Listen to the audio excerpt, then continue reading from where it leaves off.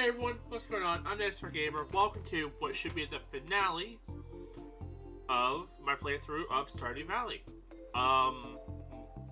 So my goal early on was to buy that very expensive turtle, and we're going to be doing that today. We need like 600,000, and we have 522,000, so we'll definitely get that by the end of today's stream.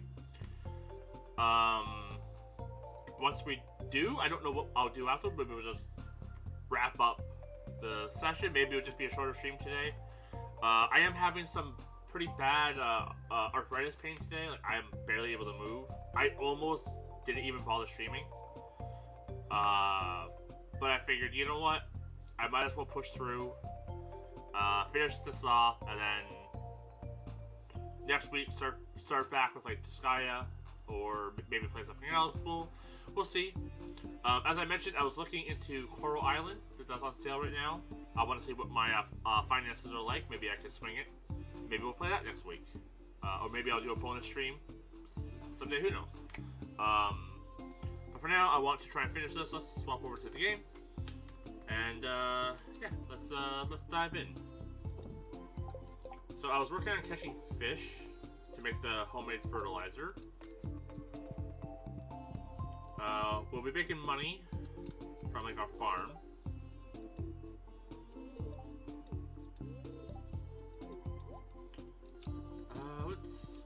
What's our wine situation looking like? All right, things are looking pretty good.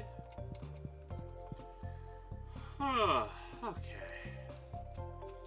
And once again, still feeling kind of sleepy, so don't expect a lot of high energy. Honestly, I'm fairly super energetic anyways. That shouldn't be a surprise if you're a regular. Hello there, Cat King. Welcome back. Hope you're having a good day. Hope your classes are going well.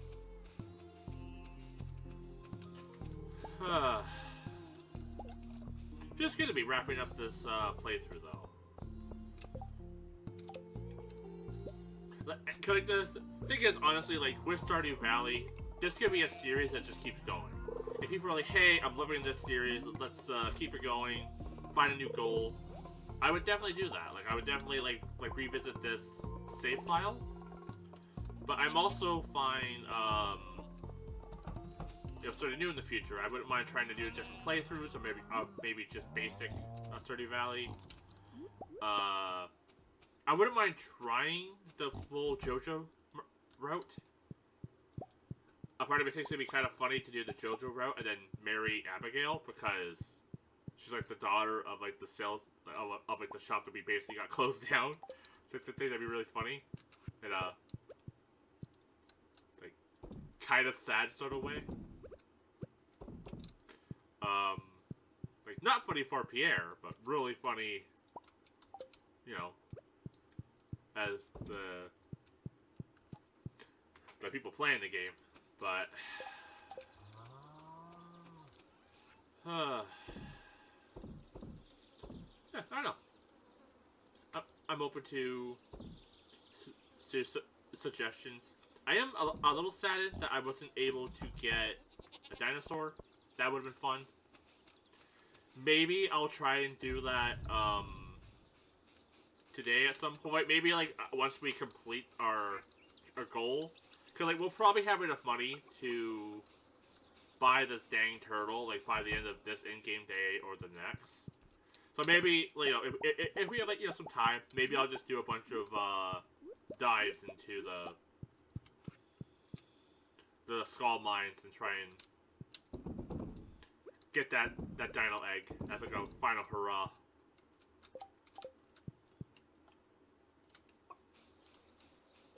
You little chicken. Like, is there a benefit for actually like fencing in your animals? Or like, is it better just to let them like roam? Like, I guess if you're trying to like contain them to like give them pets and stuff, it might be better. But I don't know.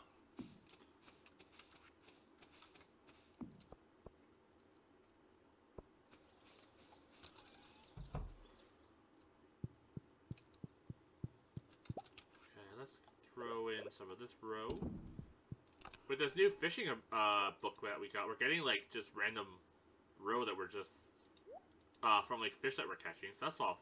So like that's pretty cool.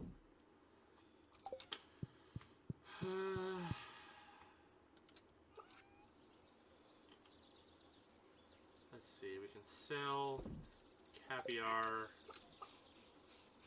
Oh, we can sell this void mail. Nothing's ready here, so this might not be a big payday.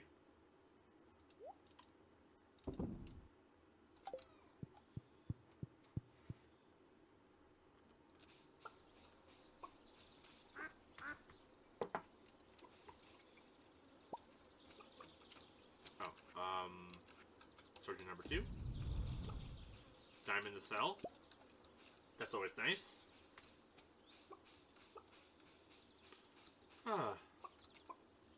You're driving right now, so won't be able to chat much. Oh yeah, no worries. Always be safe on the road. Yeah. Don't worry about replying. Just having you here hanging out, you know, is you know, means the world to me. Sorry, my brain, it's never working. Words are difficult. Oh yeah, just happy to have you here. Drive safe.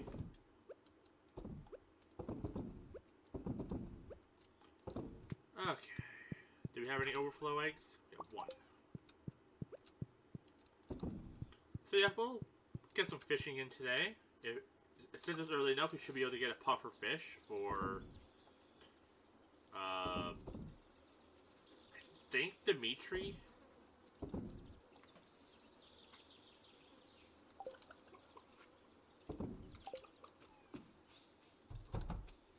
I think that's who wants it, right? Yeah. Alright. Cook sturgeon. It is kind of odd, though, that you're now able to cook stuff. Because before you kind of lived in this game world where you didn't really eat the creatures that you catch and stuff like that. But now that you actually are able to cook them, it feels different. Hits a little differently. It is a good way to make money, though. I'm all about money.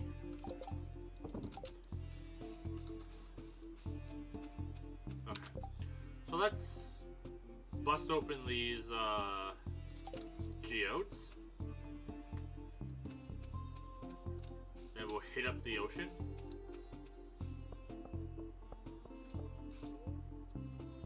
Oh, I was also gonna get some treasure, treasure bulbs. Oh. Hello, Victor. Honestly, kind of forgot you were a thing.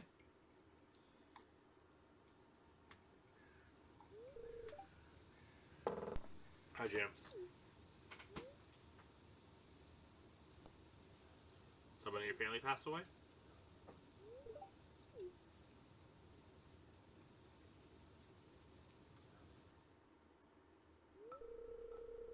This is my cat's grave. His name is Dewey.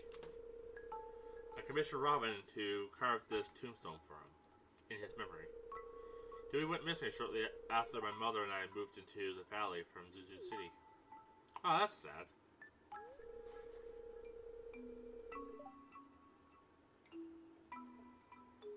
He had just turned 2 years old. We don't know what happened to him. When he went missing, I was devastated. The whole town came out to try and find him, but nobody had any luck. After several weeks, we accepted that he probably wasn't coming back. That's sad. I should have been there for him. He must have been so scared, alone in a strange place. Hope that, if he's out there, he finds his way home, no matter how much time it takes. I'll be here when he does. Yeah, that's sad.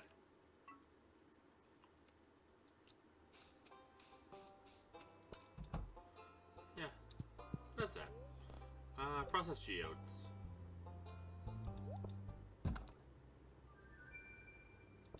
The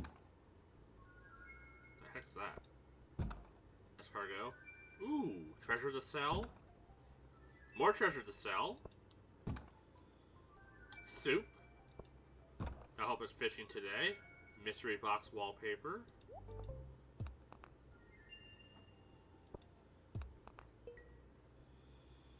Nothing of crazy value.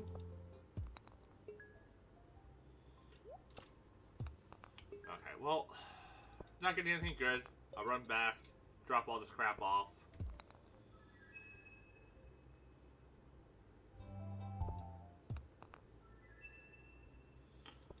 These are some unlucky geodes. Alright. I feel like I was gonna get Clint to do something, but I'm blanking on what that is. Bus stop.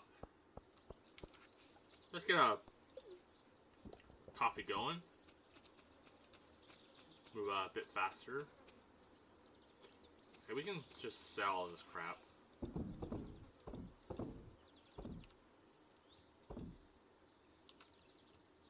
Sell the treasure.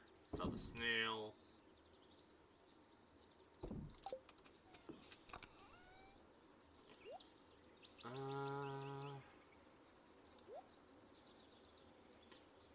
I don't think I'm gonna need the purple mushroom. Or the golden scythe.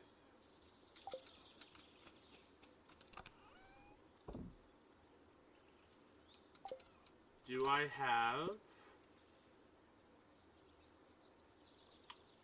Peach Tunnel? I do. Oh. I picked up apricot. Alright. I feel like I'm forgetting something. I think I'm gonna buy the treasure thing, so I think we can just do a warp.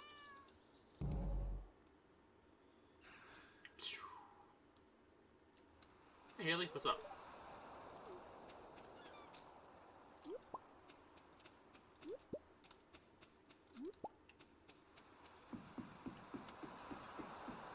Buy a couple treasure bobbers.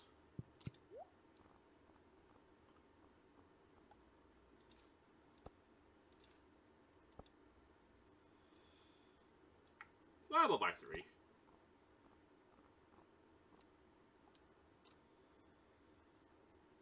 Oh, right, I was gonna check out Pierre for that, dehydrator.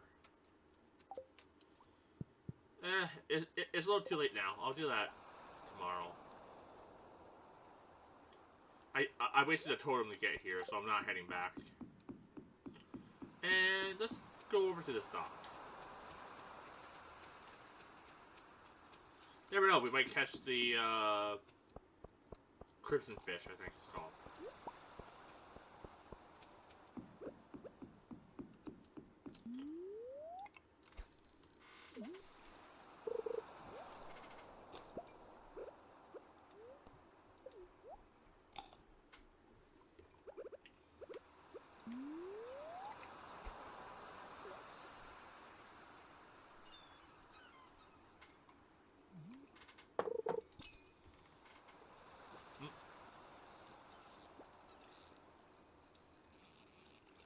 He's a wiry little guy. Yeah, eating... Oh, pufferfish, nice. Eating that soup really made my fishing bar a lot bigger.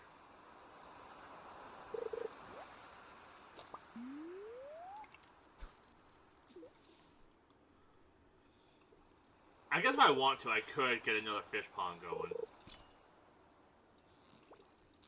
Not today, of course, because it's Tuesday, and Rob is not open Tuesdays. Ah, maybe I'll do it tomorrow. It's only 5,000 bucks. It's like nothing for me at this point. Honestly, the stone might be the biggest issue. I don't think I have 200 stone.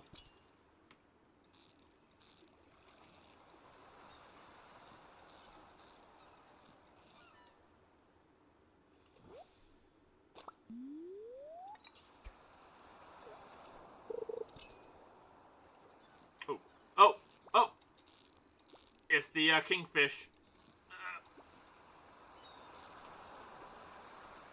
Nope. You're not gonna escape me.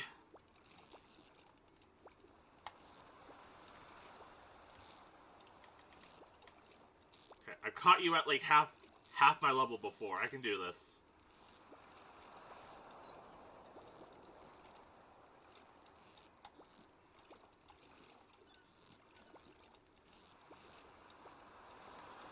Jeez, calm. Calm thyself.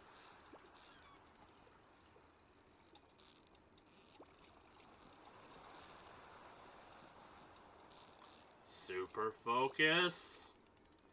Man, this thing drops like a sack of bricks as soon as he gets out of my bar. Oh, oh, oh, oh, calm down. Got him. Yeah. Caught the legendary fish. We're gonna put him into the aquarium. Or we could just buy an aquarium and put him in our house. That might be nice. Yeah, maybe before Willie closes, we'll do a saunter over there, buy ourselves a nice aquarium.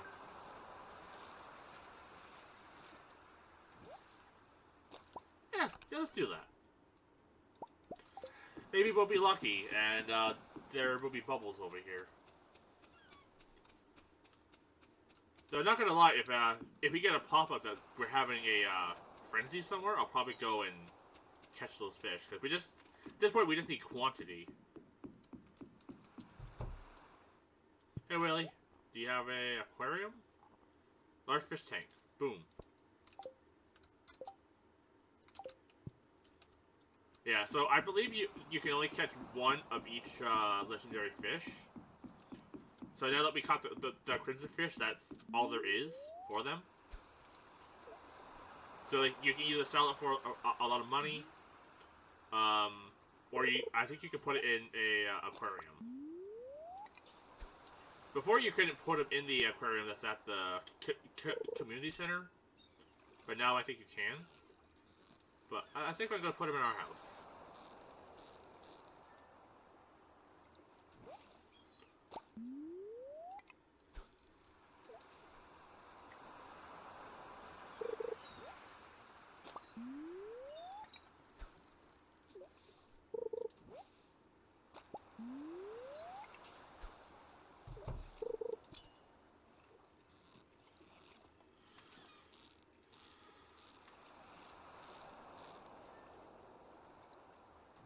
And after catching that crimson fish, catching these little guys like nothing.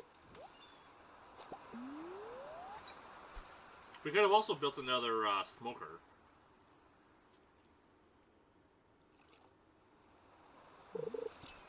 But that's probably not really needed.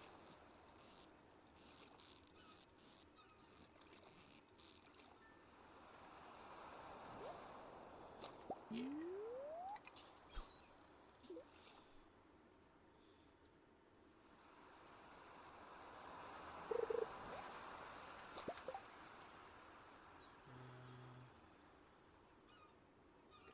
What was needed to make another smoker? Just in case I want to do that. Sea jelly, river jelly, cave jelly, and hardwood. Okay. I could go into the caves.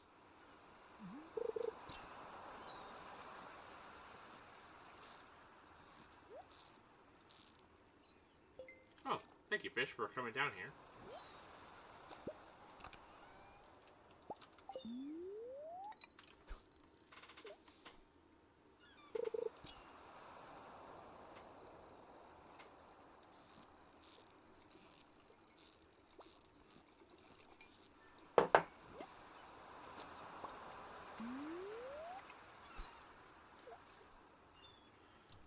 I drank that coffee a little too fast. Kinda want another one, but it's going on 4, so I probably shouldn't have any more caffeine.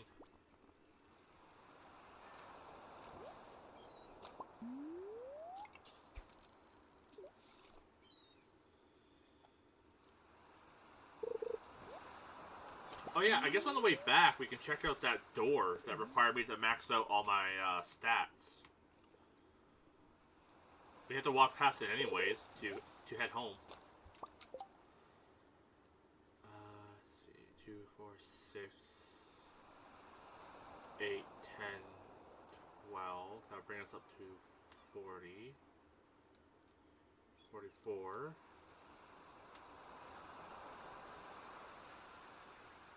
What do you like? 3 more fish to make all the fertilizer? For Susan? I better get a decent amount of money for this. Because I'm passing up good money by not selling these fish. So each of these fertilizers were 10. So I'm turning $160 or $170 fish and sap into a $10 fertilizer. So hopefully she pays me more than fucking $10, because I'm losing a lot of money doing this.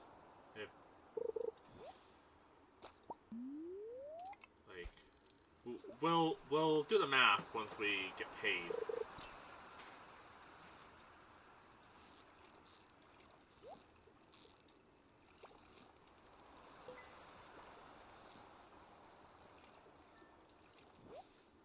Ooh, super cucumber.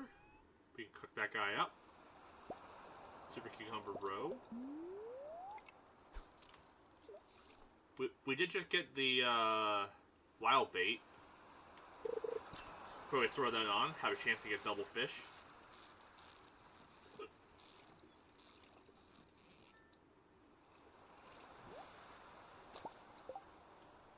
Yeah, let's do that. Not getting lucky with the treasure chest though. We only got like what, like 2? Or 3? And even then they didn't have anything good.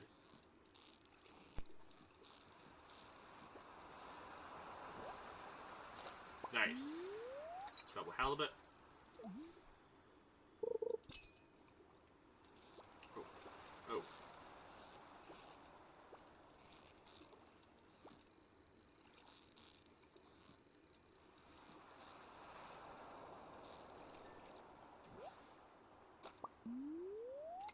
Yeah, we'll use up this wild bait. Once it's used up, we can head back. We'll probably have enough fish by then. Whoa, Nelly, calm down.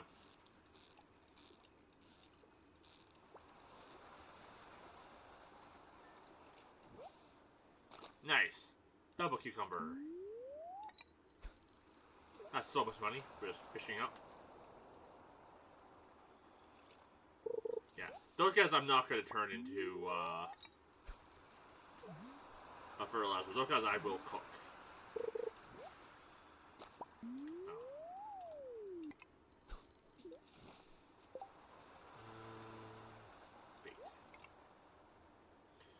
Yeah, how much are they worth a piece? Like, yeah, 562? Yeah, those guys are being cooked. So, like... Oh. 1 second. This guy decided to put on his, big boy pants. Okay. Yeah, those guys sell for like over 1,000 when they're cooked, so that's worth, cooking. I could always just use some of the fish that I have in my chest as well if I don't have enough to make the rest of the fertilizer. Oh, my tackle wore out.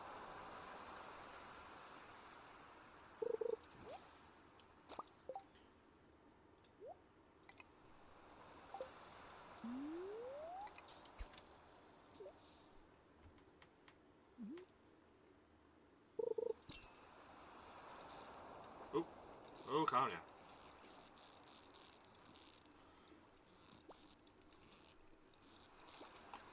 Like, I am actually surprised though that, like, we're so close to buying that turtle. Like, I didn't realize how close I was to actually finishing this game. I have expected to try and, like, push this week to, like, finish this playthrough and then not make it, but we have, like, we actually might do it, and it's crazy. I keep thinking like I somehow made a mistake and the amethyst turtle is like somehow like actually like 600 million or something like that. But I don't think I'm that bad at math. Yeah, let's head back. Do I have coffee on me? No? Okay. We'll just walk slowly, like losers do. Check out that mysterious door on the way back. I guess if you don't want spoilers on what you get when you max out your stats and you go to this door, look away. Oh, I kind of went in the opposite direction. You know what? I'll just do that tomorrow. You can look back. We'll we'll unlock that tomorrow. It's dark.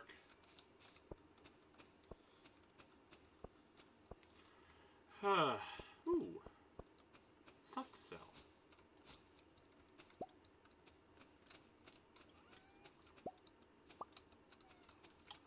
Couple purple mushrooms. Whoops. I kind of just gave up at this point on making those signs actually indicate what's here. Yeah, we'll keep these mushrooms. The purple ones are really good for healing. Like, if you get a iridium quality of the purple mushrooms, it's basically a full heal.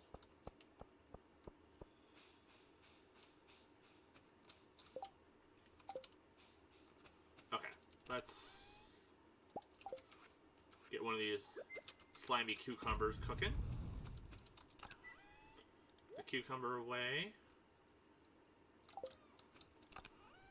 Grab some sap. Make some more fertilizer.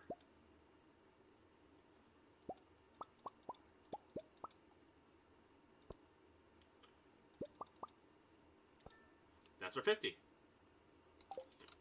We even got an extra starfish. Oh, that's not where you go. Yeah, extra starfish for cooking.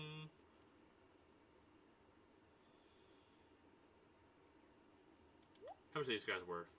Those guys we can just sell. They're not really worth cooking. Yeah. And you know what? Let's actually build a pond tomorrow. Why not? Feeling a little saucy today. We can do that. If we can sell the dollar. I could keep a puffer fish for breeding.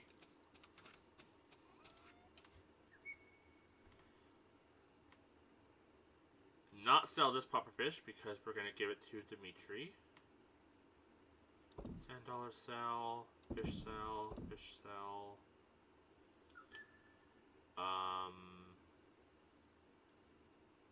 Sell the clam.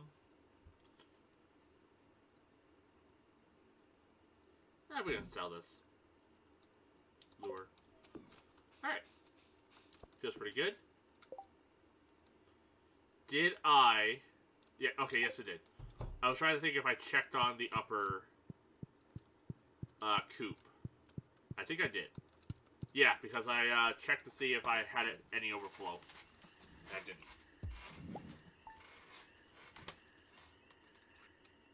Not bad. Then, mining. So close.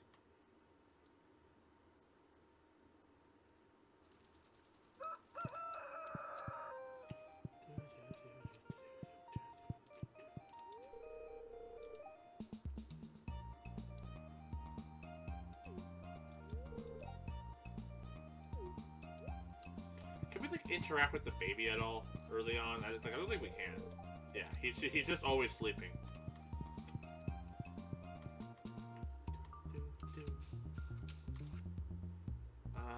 Thank you for listening. Okay.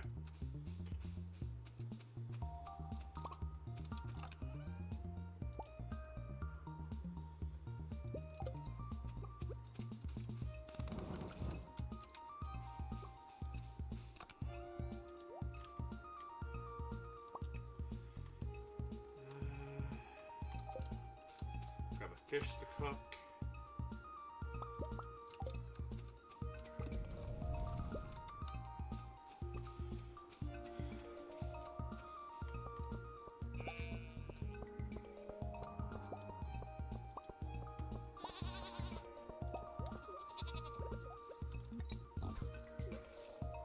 These blobfish surprisingly haven't been very needy.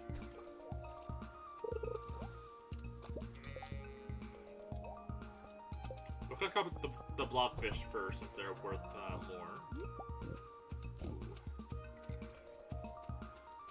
Couple truffles. Pigs are doing work.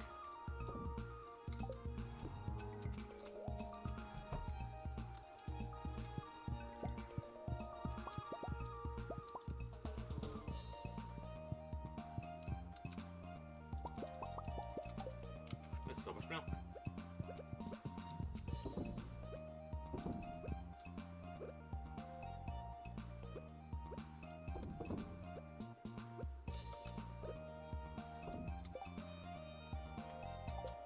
A little bit of overflow with the milk.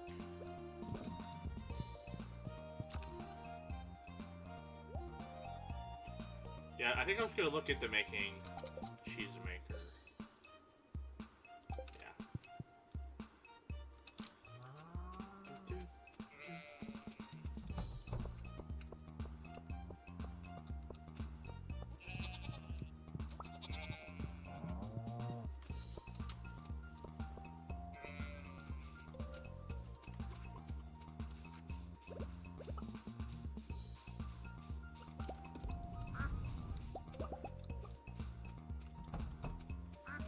Got these peaches.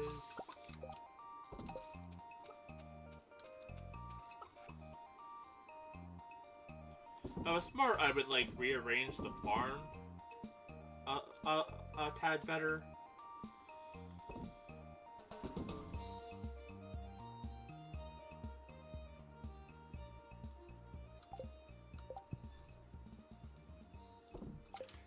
Oh no. I think I accidentally used the crimson fish to make this fertilizer. Son of a bitch.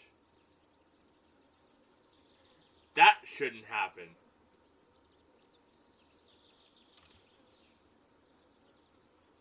Well, I'd be a little bit more miffed if I was...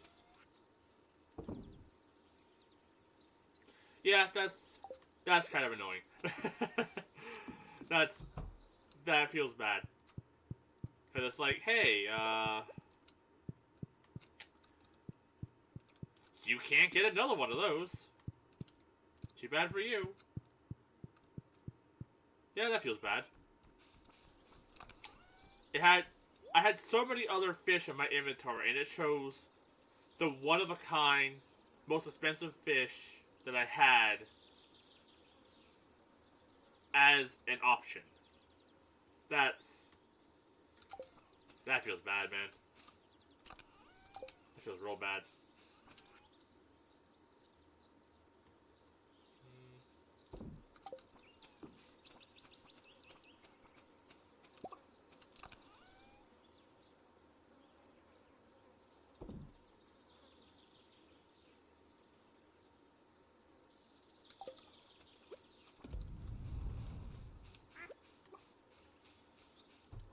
How's our wine? Nothing's really ready yet. We can get another hop going. Because if I wanted to, I could grow wheat and turn the wheat into beer, but I don't think beer is really worth selling.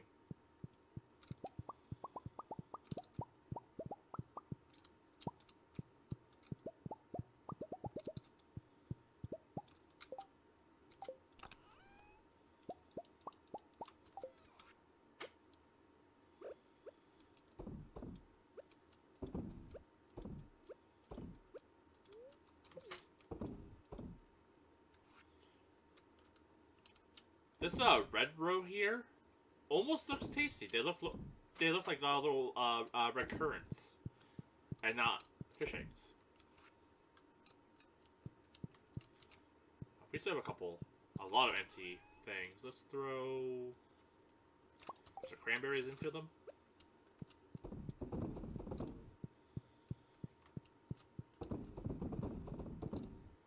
We're actually getting kind of low on cranberries.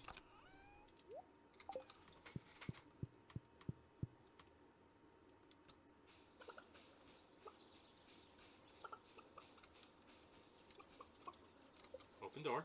Open the door. Open the door. There we go. That chicken was blocking my way. He was body blocking me.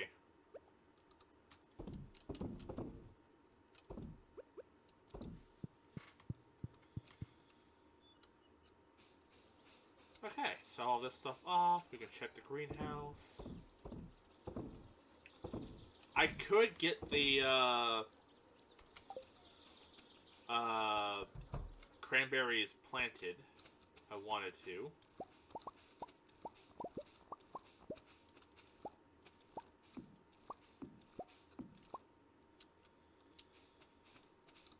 But to be honest, it might just be better for me to not worry about the cranberries and just focus on ancient fruit. So like, that's where all my money is going to be, right?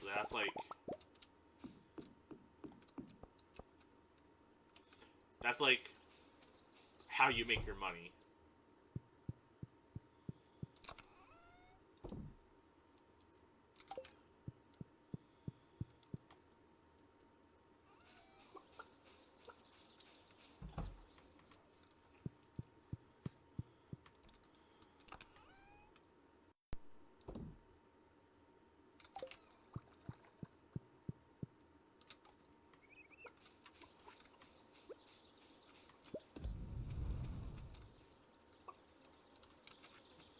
Okay, let's go visit Dimitri and his wife. Actually, do we have peach on us anywhere? Yeah, we have a peach. Do we have any gold quality peaches? Don't think so. Alright, we can bring her a peach.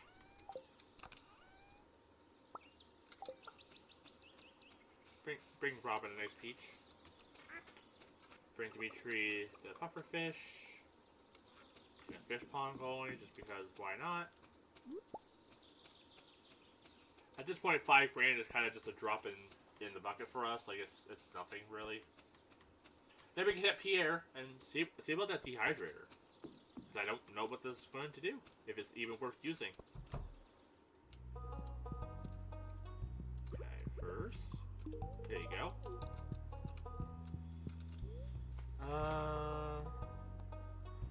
Construct farm building. You know what? I completely forgot about getting a horse.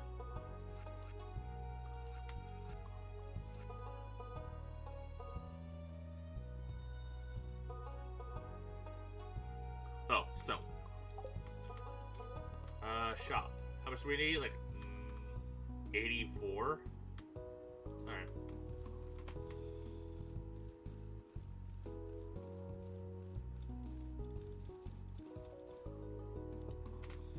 There we go.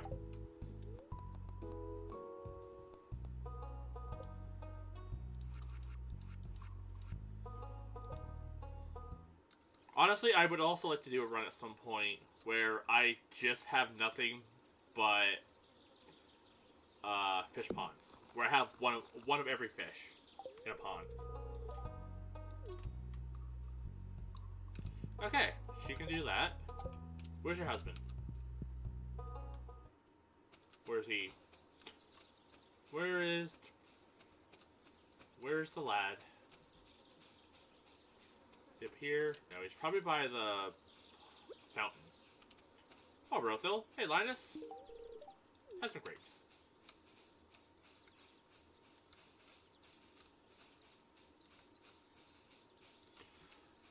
Yeah, I think he's down here.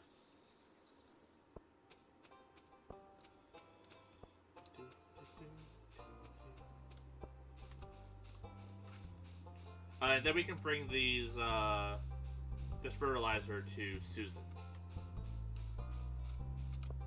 Here you go. You're welcome.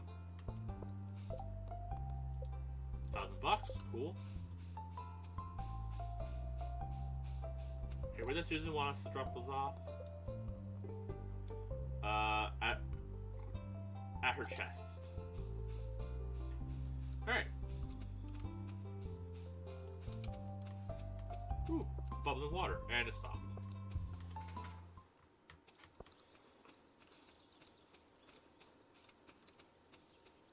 I didn't do the dehydrator again.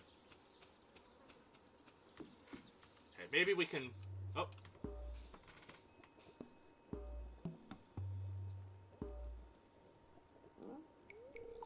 Ah, James, I've been waiting for you. Have I ever told you I used to be married? My wife and I were together for many years until I made a mistake that drove her away. Her anger and envy were so intense that she turned green and began flying around the countryside, cursing everything in her path. But when I found out, I sealed this passage to her home, fearing that an innocent villager might fall prey to her dark magic. Now it must be unsealed, for when we separated, she took my magic ink. I need that ink back. I would do this myself, but I can't see her again. That's why I need your help. In order to unseal this passage, you'll need a dark talisman. Talk to Krobus in the sewer. You should know where to find one. I'm counting on you. If you treat my magic ink, I promise I'll make it worth your while. Now go.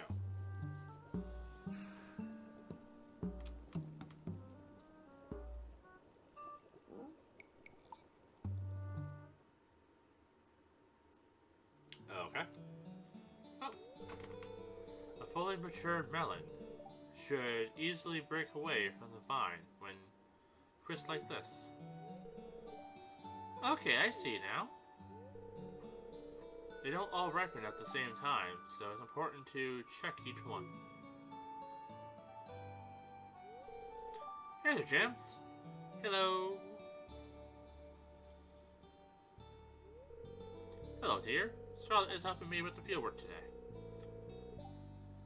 Those hops won't turn themselves into pale ales. You said it. I say this is a good time to take a break. I'll make us some fresh lemonade.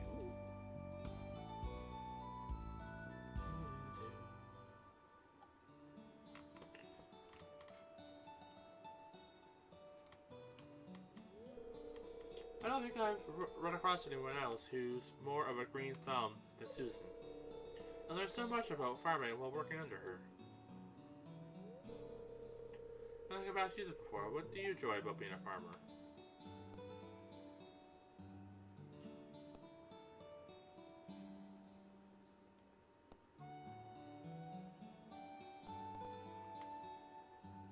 There's always work to be done. Yeah, I'm kind of the same way. I don't know what I'd do with myself if I had nothing to do.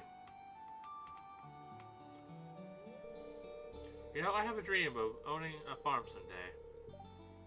There's a bunch of cheap fertile land in the Ruppleton outskirts. I think I have what it takes. Besides, I can always ask you or Susan for tips.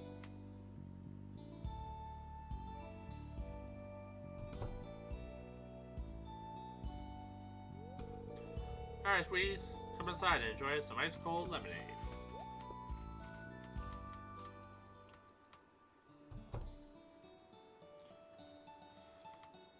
Alright, wasn't expecting a cutscene.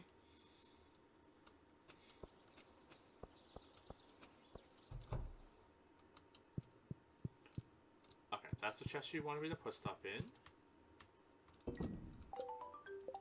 How much did we get? 4,000. I think we got ripped off.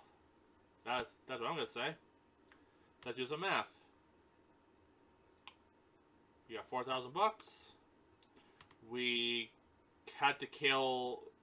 We got 4,000. We gave her 50 things.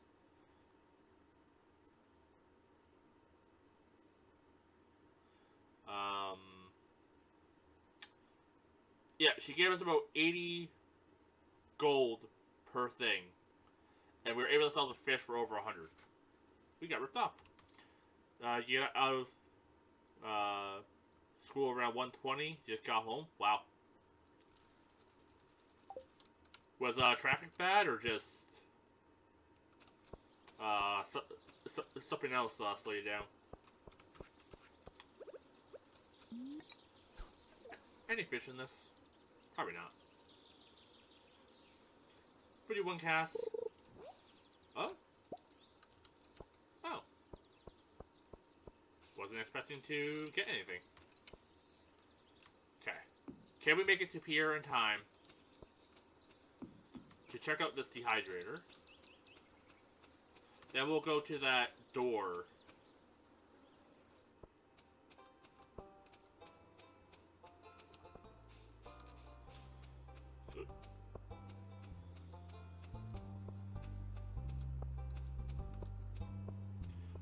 We'll also get a ticket as well.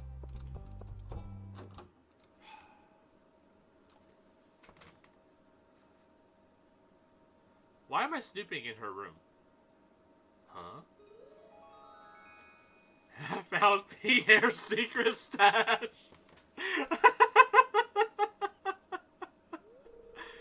Hey, who's in the bedroom?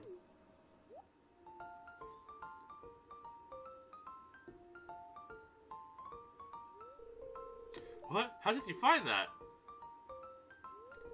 Quick, give it to me.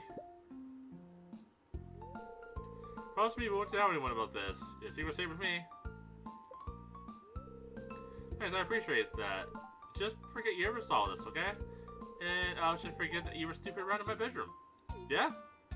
I don't know what I was doing. Now I have to find a new hiding spot. I don't know. Your wife gets high drinking tea, so... no! Damn it, Pierre! Come back tomorrow. Dingus. Looking for a carb delivered $90. Not worth my time. Damn it, Pierre.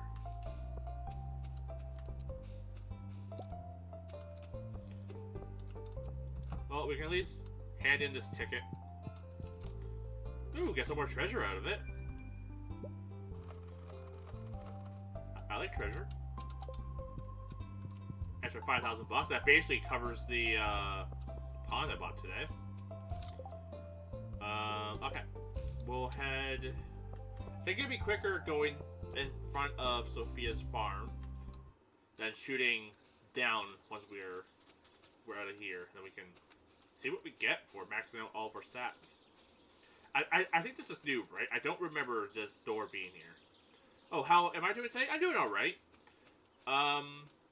My arthritis pain has been pretty bad today, so not moving super quick. But I've been doing pretty good.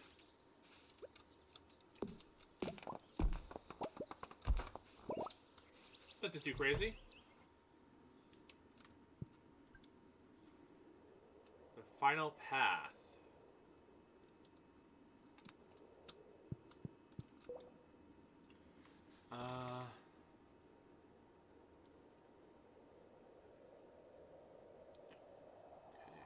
Allows you to reforge trinkets, randomizing their stats. Costs 3 iridium bars per use. Jesus.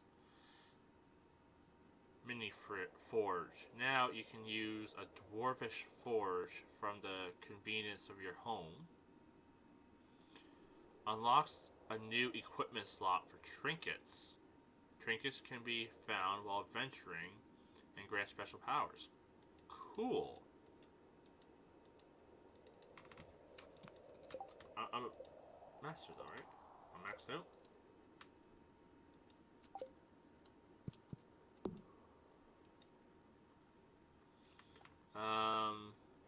Foraging mastery. Mystic tree seed. This can be planted to grow a special tree. Treasure totem. Use on diggable terrain to summon a ring of treasure spots. You can now find golden mystery boxes which contain superior items.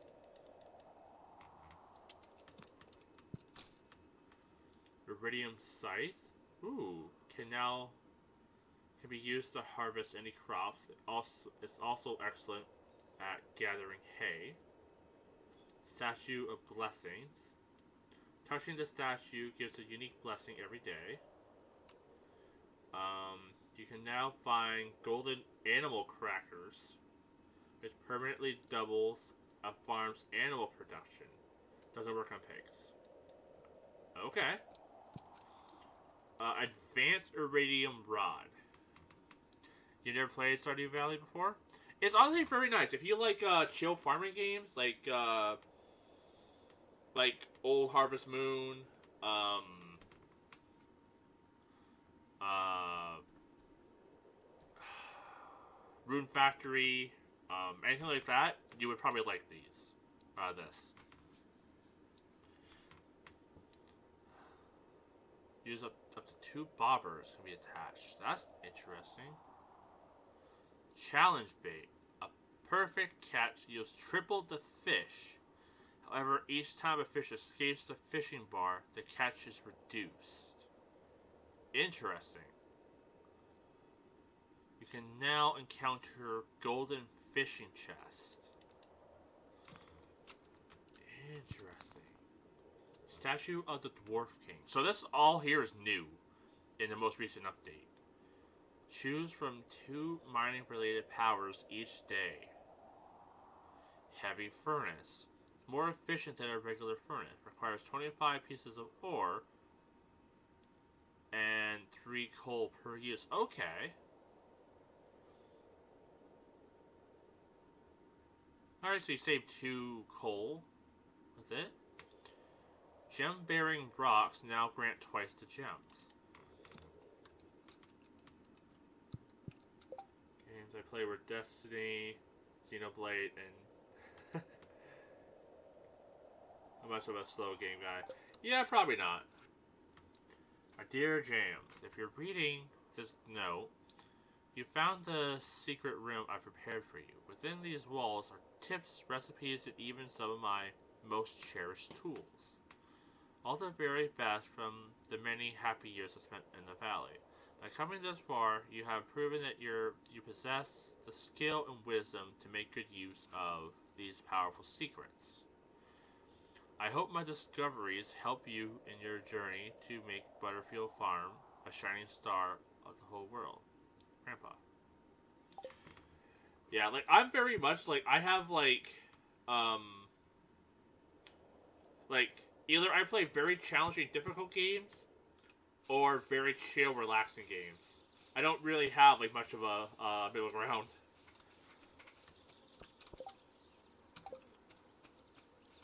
So, does this go up every time I do something, or does it require certain things to go up? 7839. Will that go up if I just chop down a tree?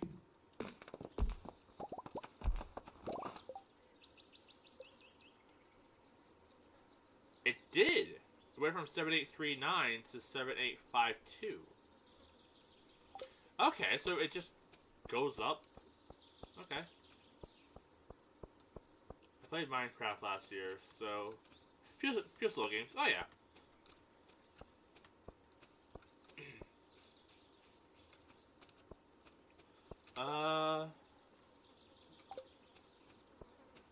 Yeah, Minecraft is, pretty good. I've never actually played Xenoblade. I've, been interested in trying it, just haven't gotten around to finding a copy of it to try.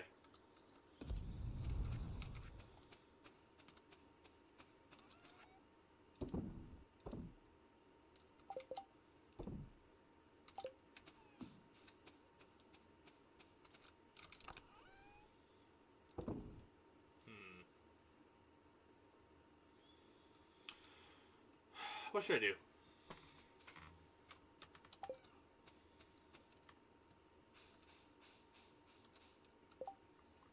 Since you're here just hanging out, I can turn on my chat display so people on YouTube can see what you're also saying. There we go.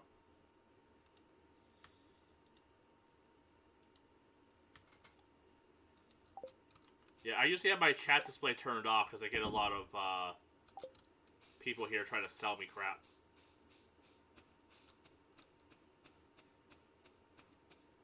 It was you, always looked interesting, but never played it until a few weeks ago. Awesome, yeah. I definitely want to look into it. But when I was looking into buying like a original copy of it, it was like going for like stupid amounts. Maybe they have it now on Switch. I'm not sure. I haven't checked the Switch store in a little bit, but I know buying like a original copy was going for like $300, I think, for a bit. And I don't want to pay $300 for a game.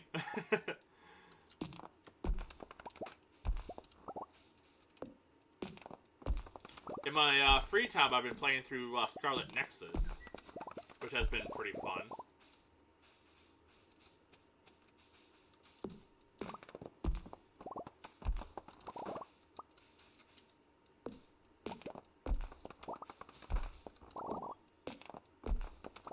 And I'm almost done that game. Edition is on Switch. It's like $60. Okay.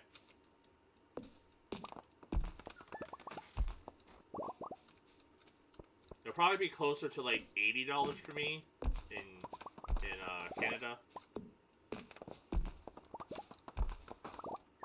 Because usually when I talk to my friends who are American, they'll be like, "Oh, it's like a $60 game, and here is like $80." So, I guess it'd be around 80 for me. Yeah, I'll probably look into it at some point.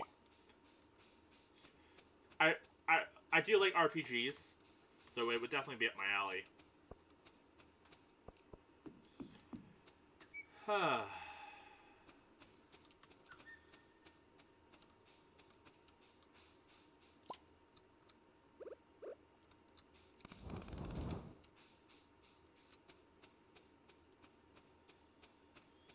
Anything to sell?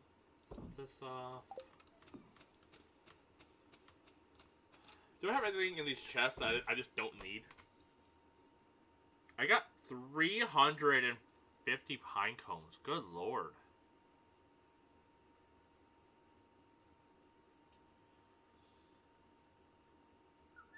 I could probably just sell all my pine cones. All my tree seeds. Oh yeah, no worries. Oops.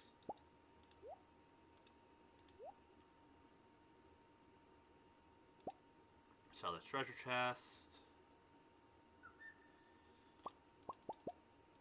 We'll sell all of our gems except for one for seeding purposes. Sell these peaches too. I don't know how these peaches got in there. Sell this.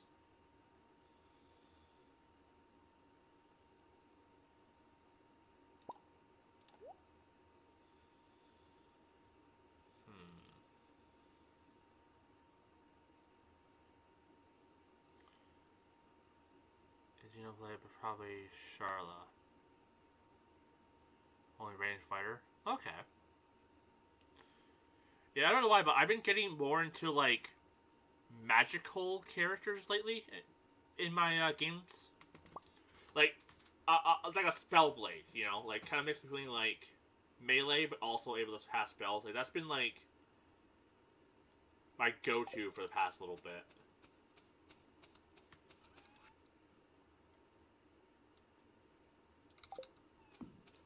Also, for seeding purposes, I'll put one of each of these in. Oh, I already did that. Good job, me.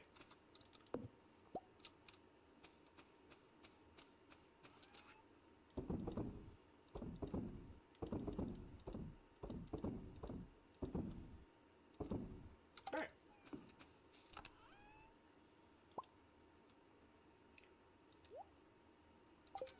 What else can I sell? Okay, I can make some more coal.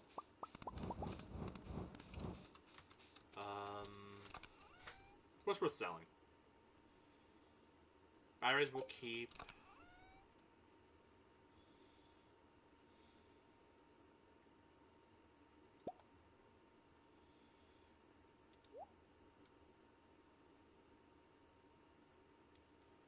The support character with.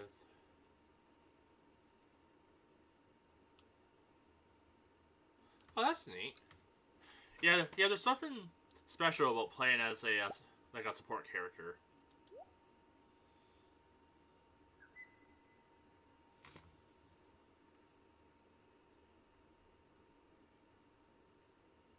I could turn this sweet berry into wine or something.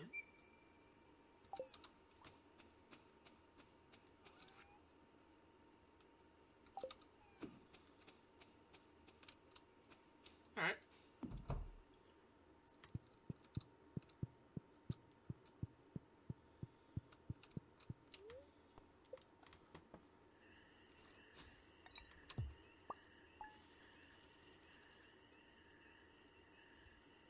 Yeah, like for me, I tend to either like playing characters that are really fast, or playing characters that have like a mix between like melee and magic. My only exception would be like Monster Hunter. In Monster Hunter, I like using the big meaty weapons like a hammer or the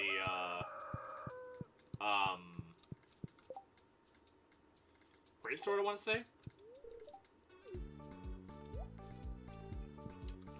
So close, just so close to being able to buy that stupid turtle.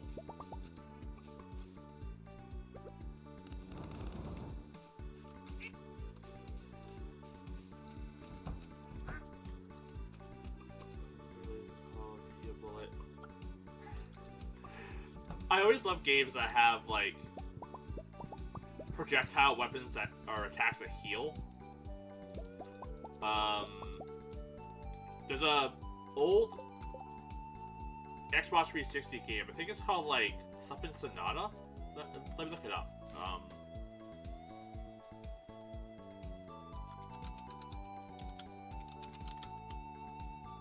Eternal Sonata, is that it?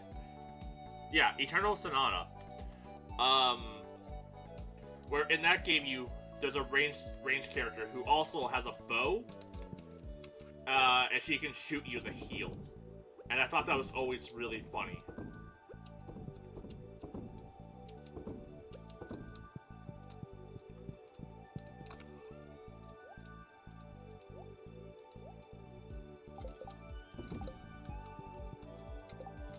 Yeah, so like I always love characters that just have like projectiles that heal people.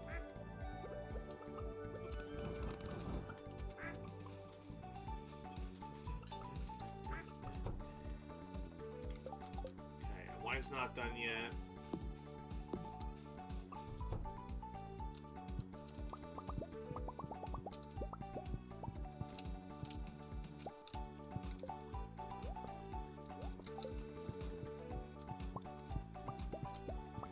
I could also just buy a bunch of coal from Clint. Like a bunch more preserve jars.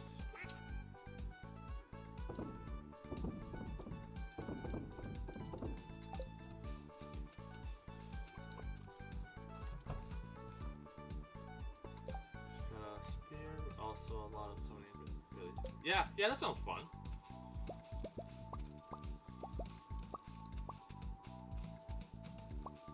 I also like playing characters that are also very flexible as well. Like when my current D&D character right now is a bard, because I like bards because like, they're very flexible. Where if I need to be a bit more of a tank, I can do so. But if I also need to deal damage, I can. If I need to heal, I'm able to. So just playing a character who's like, you know, does everything is also kind of up my alley.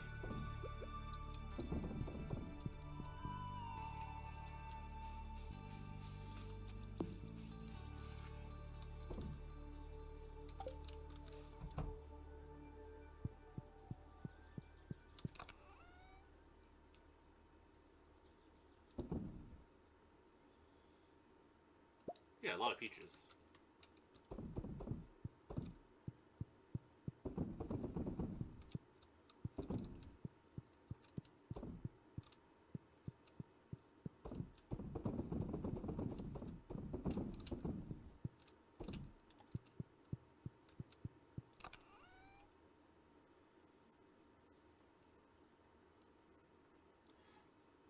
I see. Yeah. I'm not a big fan of not having a lot of health in games. I don't know. I do tend to play... When I revisit, like, Souls-like games, I like to not add points into health because I think it's fun being like a glass cannon. Yeah, she sounds fun. Whoops.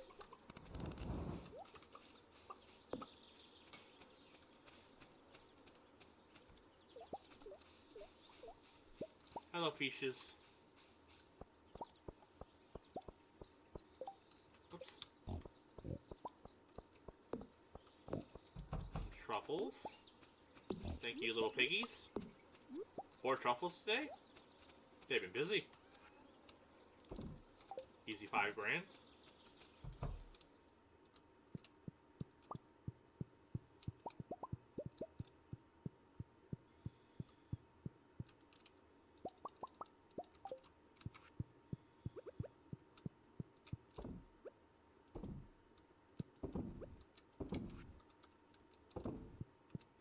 Okay, yeah, I should probably make another cheese maker.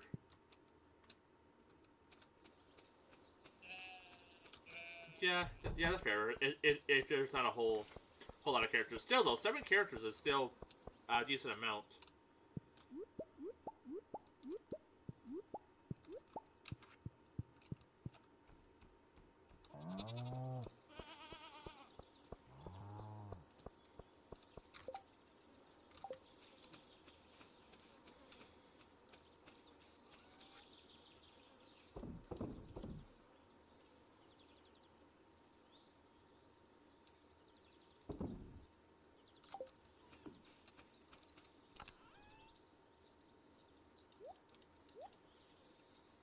Put that away. That way. Okay, let's go talk to Pierre. I want to see if I can buy this dehydrator. If he even has it. It might be Robin who has it, or even Marnie.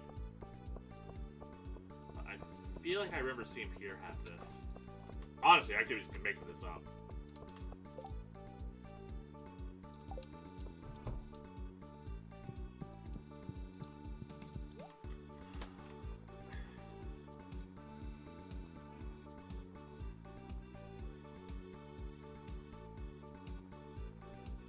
Yeah, dehydrator. So fruit or mushrooms that you'd like to try. Alright. I just got rid of all of my fire quartz too.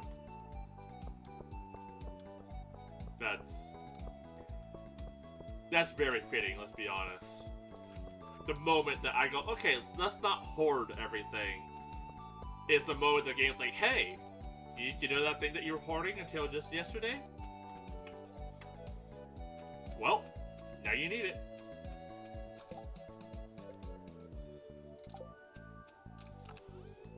Yep. Oh, we can still make at least one to give it a try. Where is it?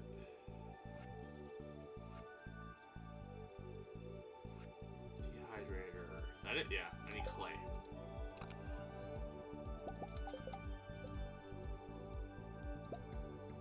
Okay. Slap this bad boy down. So I can add 5 fruits or mushrooms to it.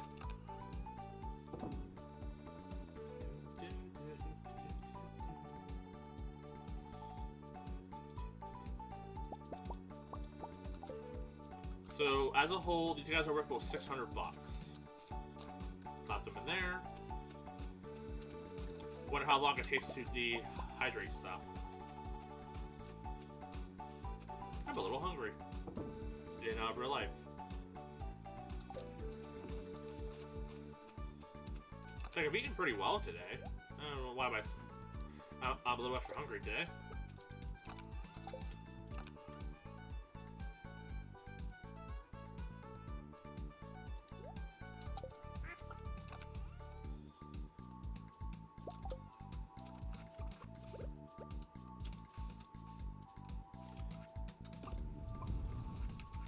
Being the main character is always good. Yeah. That tends to be like a common thing with like main characters, right? They tend to be kind of like very decent middle of the road characters, which isn't like a bad thing at all, right? Like it's good to have like a fairly balanced character for people who don't want to fully commit to a certain playstyle. Okay. Now what, me? I don't fucking know. I barely know what I'm doing most days. Okay, we can throw these in there. I could try the skull mines.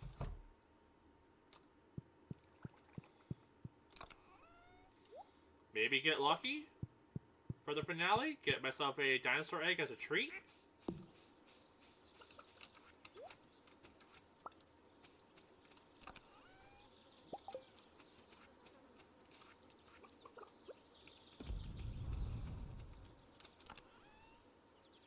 If we don't need the fishing rod, don't need the axe, keep the hoe, keep the sword.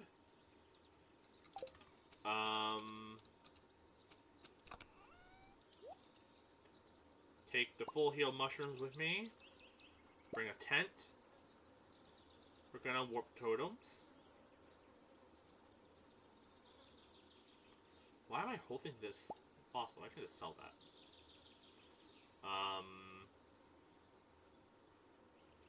Sell this duck feather.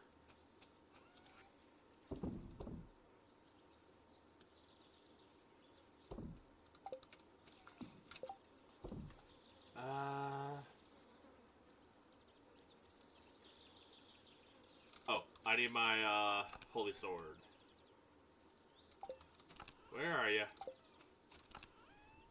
There you are. Yeah, let's just go to the skull mines. Oh. Almost forgot something. I need my spicy eel. Not in there. Not there. There it is. And we can bring some coffee with us, get a bit more of a speed boost.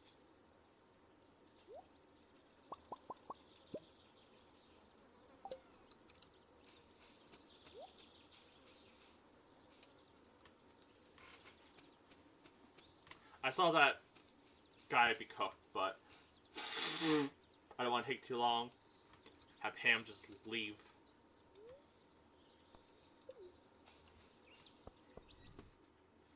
Think about the tent, so we can just go to the skull mines.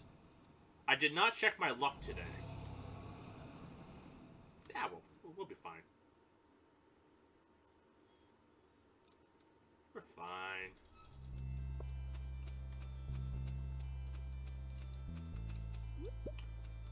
So having more luck would make it more likely to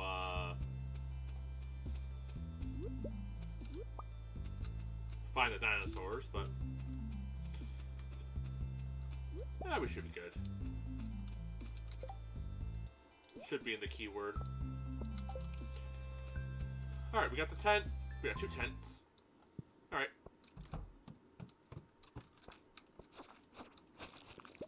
Nice. Speedrunning this. Just looking for dinos. I did not bring my bombs. Damn it, me.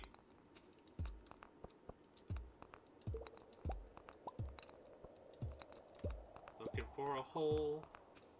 I'll settle for a ladder. Alright. Well, we can still make mega bombs. Once I get another void essence and gold. And with the holy essence we just got. So, shouldn't be too bad.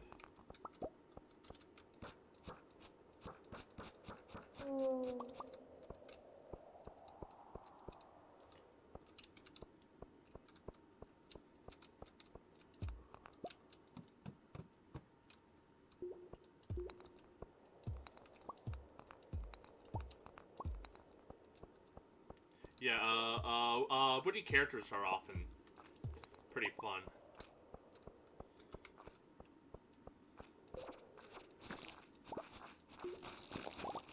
Ooh. 2 diamonds?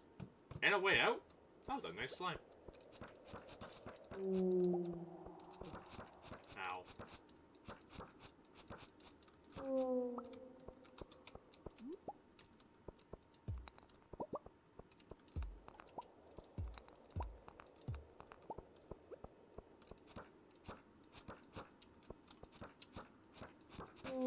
We're getting X's pretty easily. Our luck must be pretty high.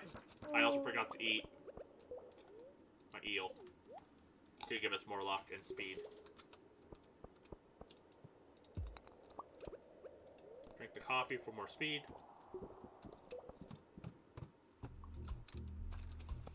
I am still fast.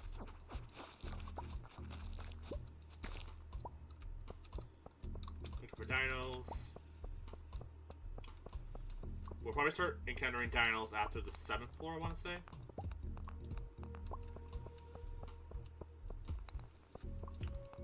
And then after the 7th floor, there's a 2% chance to encounter, like, the prehistoric level. Maybe even higher now that I have more luck. Not really sure how that works. Ha! Fuck yeah! This is what we're looking for.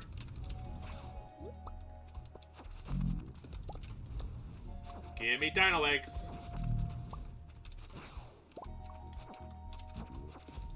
Ow. Dino egg!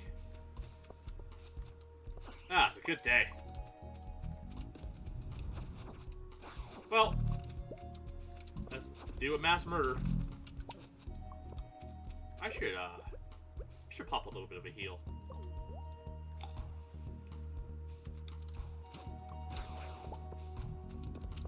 Everything is coming up for this finale. Kill these little pepper rexes. Another dino egg.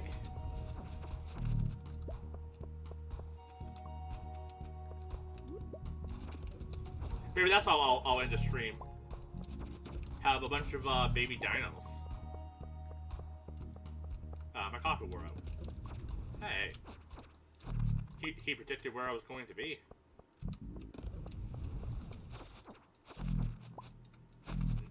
Man, so many dino eggs. Nice. 4? It's a good day. Alright. I'm done here. I don't even need to use a totem. Yeah. I'm fine with this. Yeah, yeah, I've heard the soundtrack for Xenoblade is pretty good. Haven't listened to it myself though. Yeah, honestly, a good soundtrack can really make or break a game. Like the soundtrack so far for Scarlet Nexus has been really good. And honestly, like I think a lot of the reasons why like Persona 5 is probably like one of my favorite games is a lot to do with like the soundtrack. And just the sound design in general for that game is so good. What? My inventory's full. Well, we can run up here.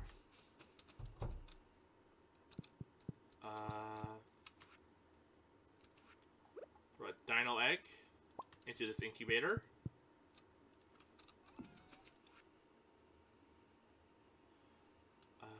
Sell this jade, sell this amethyst, sell the diamond, keep the fire quartz, sell this coconut.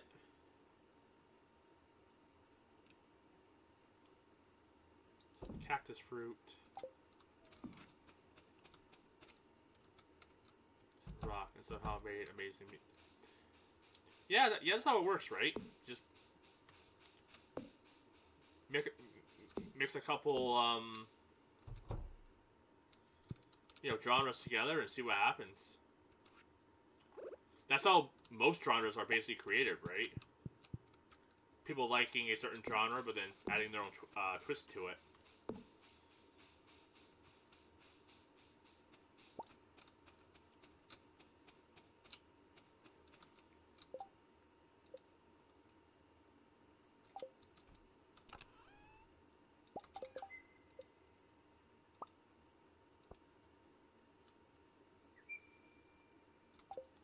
Clay. Maybe we could get a couple dehydrators going. Maybe that'd be worth using.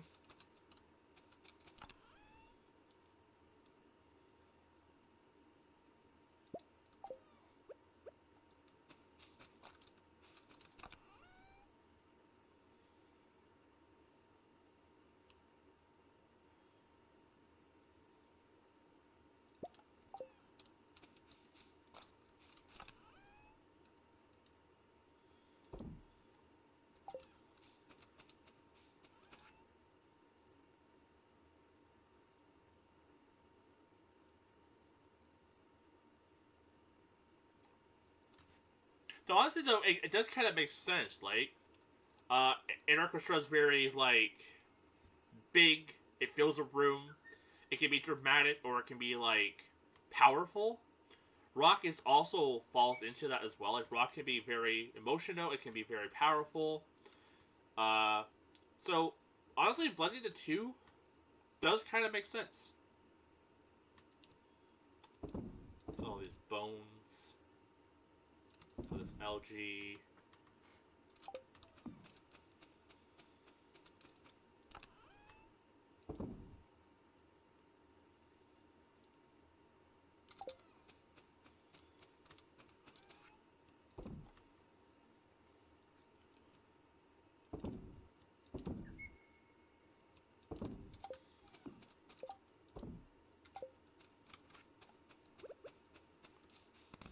I think with what I just sell, that should maybe push me over the edge.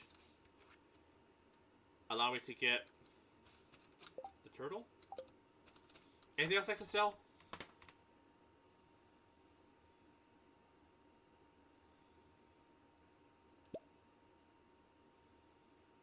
Honestly, maybe the corn. So I think I can cook with the corn. Yeah, we should be good.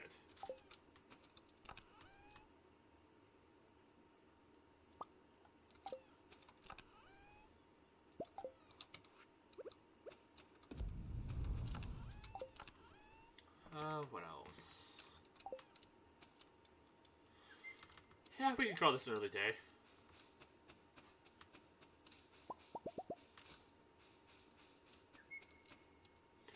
Yeah. Oh yeah, I totally get what you're saying, right? It's one of the things where like it's not something like not everyone would think of, you know, right out the gate, but it does also make sense too.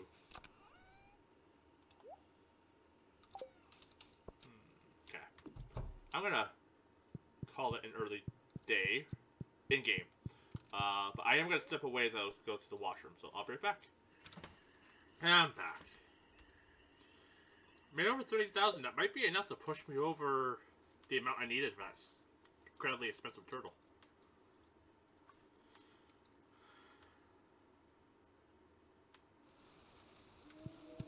It does.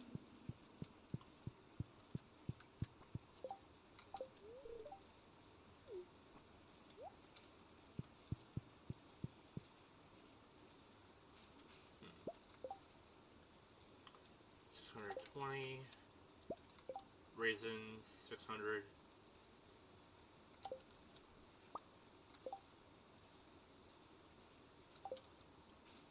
600. I was texting some friends about our upcoming D&D session. Oh, fun! So is this 600? Like, is that just a flat rate for the raisins? Because I would have gotten 600 whether I turned them to raisins or if I kept them as is.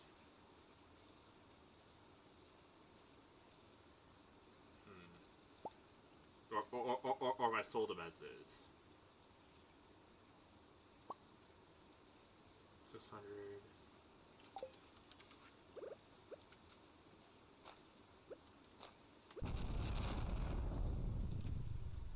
D&D once before, so it's all pretty new to me. Well, hopefully you're having a pretty good time with it. I really like D&D, but you also have to find a group where everyone at the table is looking for something similar. Like, everyone can play D&D differently, right? Like, there's some people like more dungeon crawly stuff. Some people like to play more role play style, you know, and a bunch, you know, and like anything else in between. So all depends like what you're looking for. You played D&D for the first time about a month ago? Okay, that's cool. How are you liking it so far?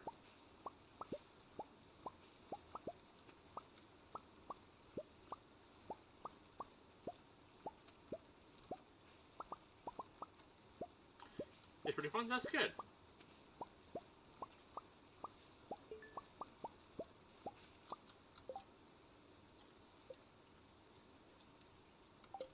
There's a lot of understanding. Oh, that's so cool. I see. So every time I get a point, I can go select something at that. That's neat. Okay.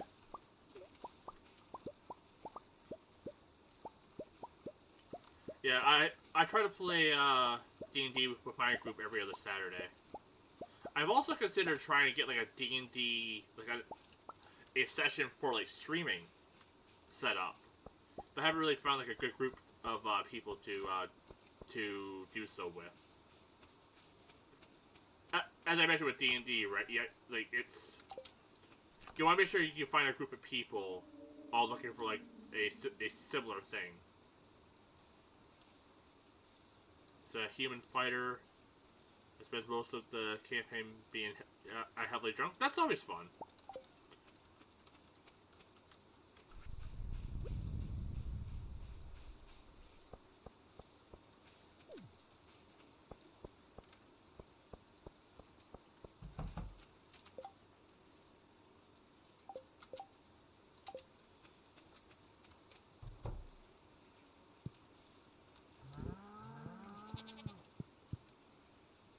Yeah, my first character was a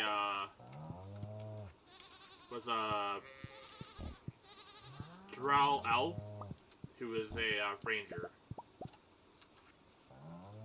and I was making her kind of like a doctor character, focused on like healing and stuff.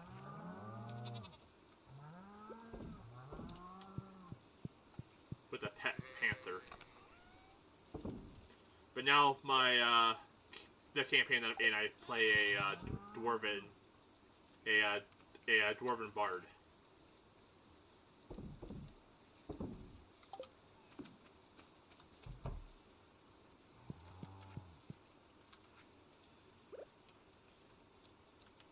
But my bard is less of like a singing bard and more like he's the captain of a ship.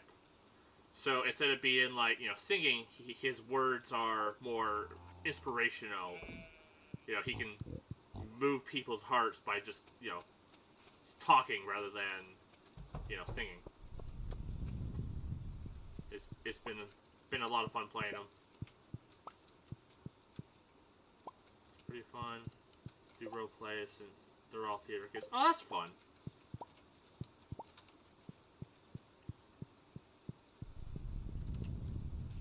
Yeah, like usually like my groups are a bit more role play centered.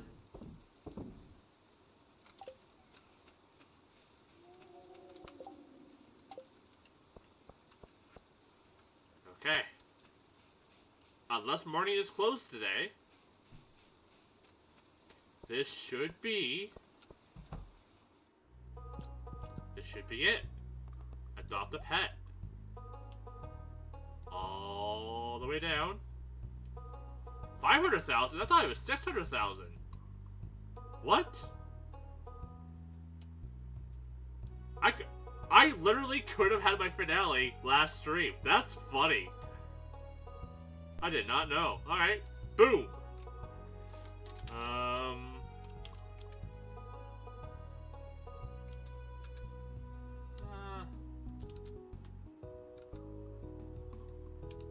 I'm gonna name it Amethyst, but I don't know. That's...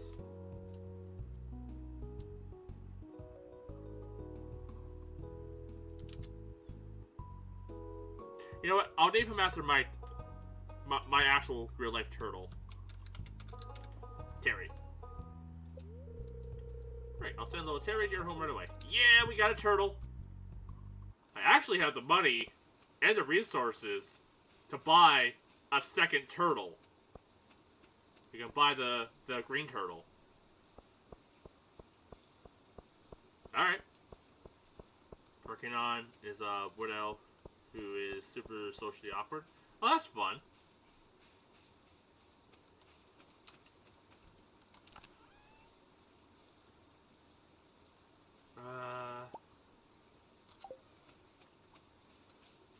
Yeah, let's go talk to Robin.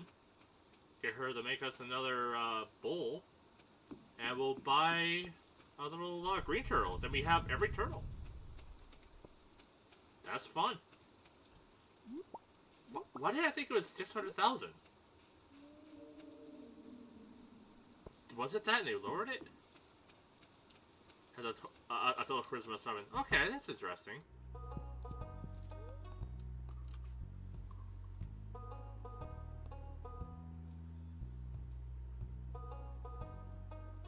Though, to be fair, you could have a socially awkward person who is very charismatic. But, yeah, okay. Yeah, that's fun.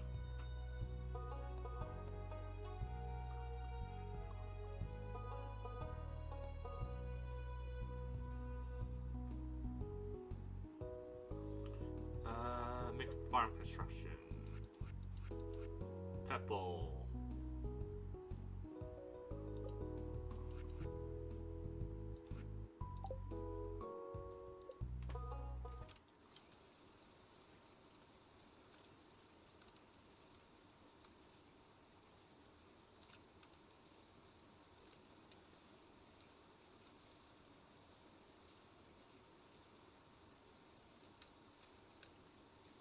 Where did I put the other bowl? Oh, right there. Okay. We can slap this one here. Cool. Yeah, that's huge. I was not expecting to get double the turtle today.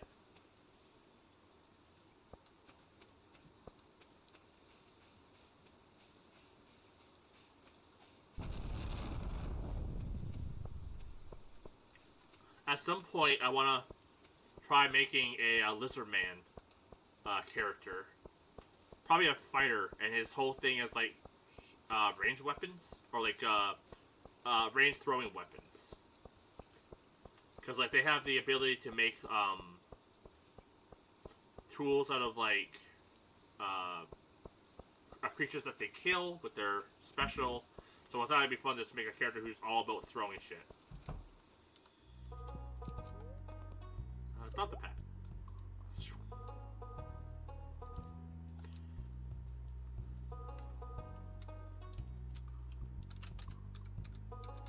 Squirtle.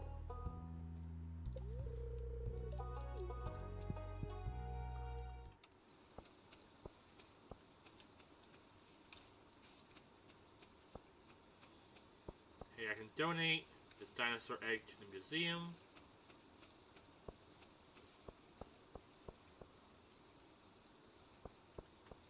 Honestly, this is turning out to be a pretty, almost perfect finale. I got the dinosaur eggs I was looking for. I managed to get 2 turtles.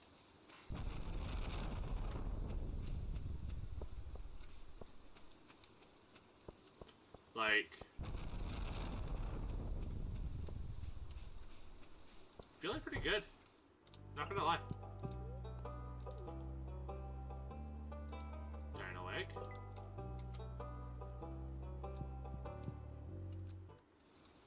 Tiefling warlock whose Patreon is just his parents. Okay, yeah. I can see that.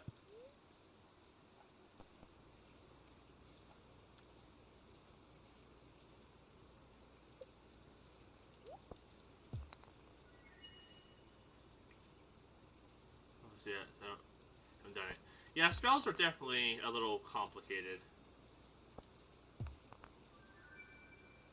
I only recently learned that you can't cast a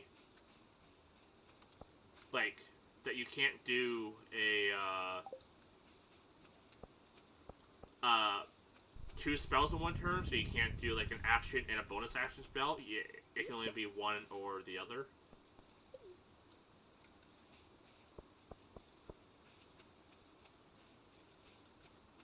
But it's also like table dependent, so like my DM doesn't really care. But yeah, didn't actually know that until recently.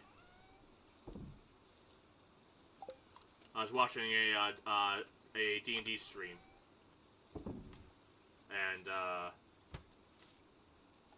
looked at rule through it, so I had to like look it up because I had no clue. Did I?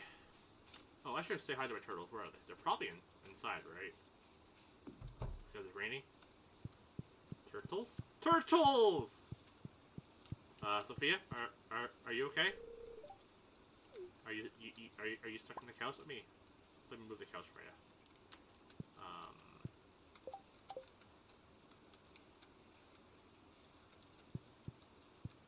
She's fine.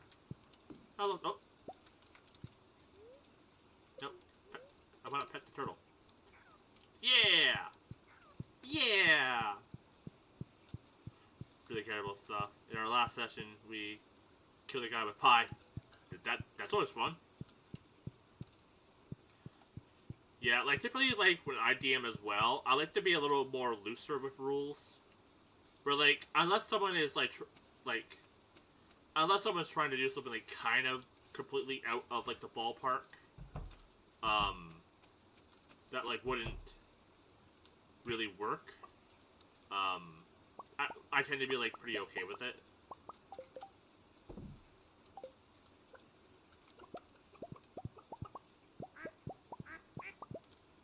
Like I remember the first campaign I was in, with my character Doe, who was the ranger I was talking about earlier.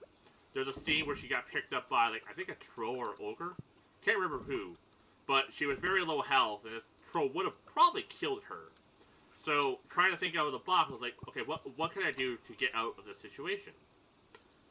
And so I asked my DM, would I be able to cast Dancing Light, which is just like a spell that creates light.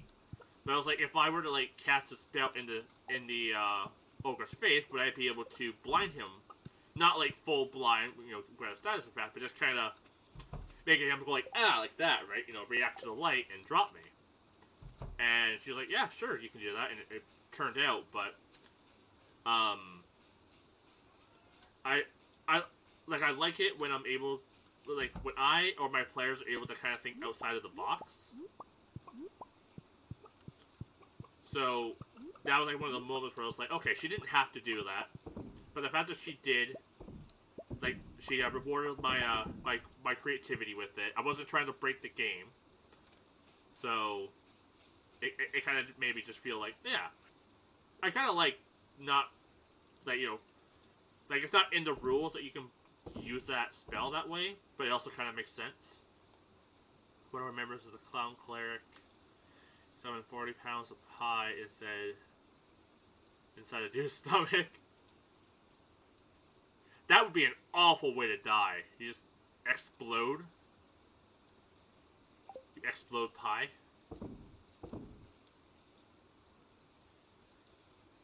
That almost sounds like a Looney Tunes skit.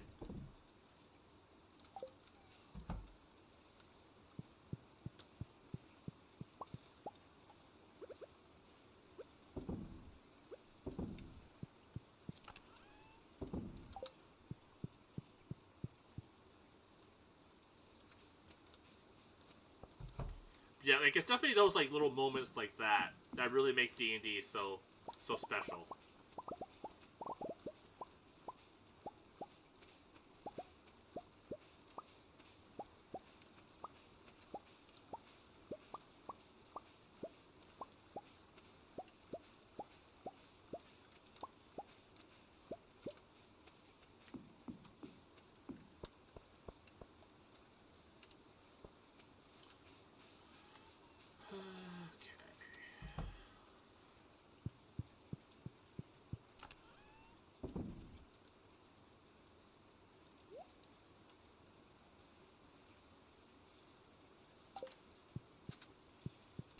pale ale going.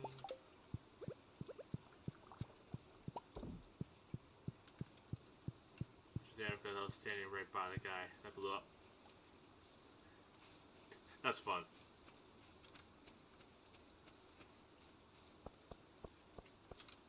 Yeah, glad you're liking D&D though. D&D to me is like almost always a good time.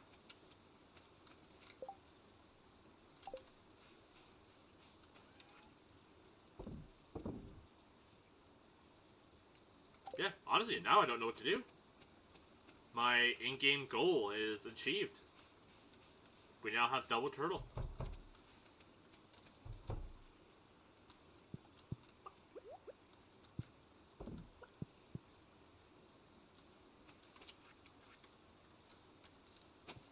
What do I want to do?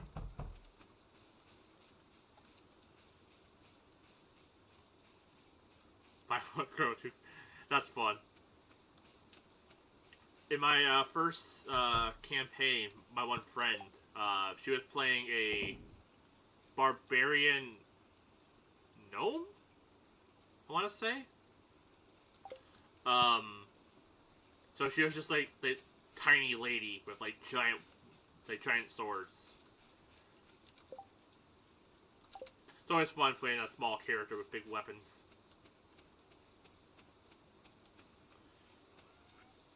Yeah, maybe we'll just wrap up the season. Only got like a couple in-game days left before summer's over.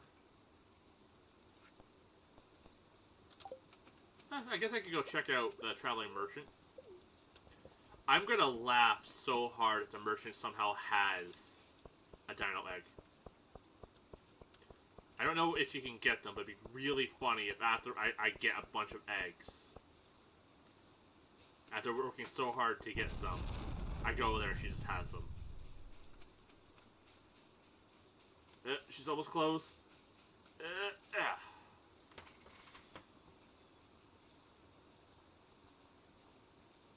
Ooh.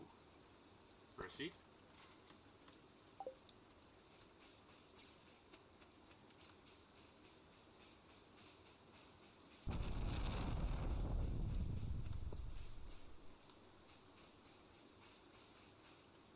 Okay.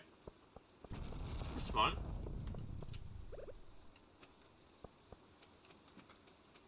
Alright then.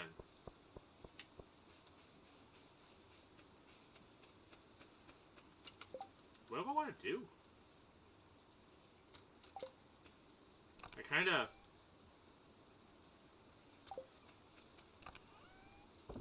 Yeah, I actually don't know what I want to do now.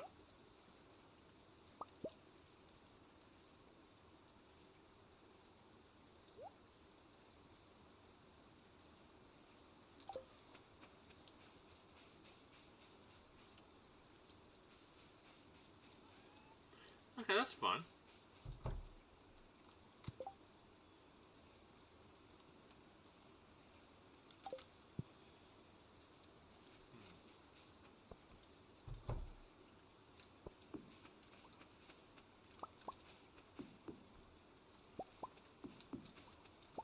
Legit, what do I want to do now?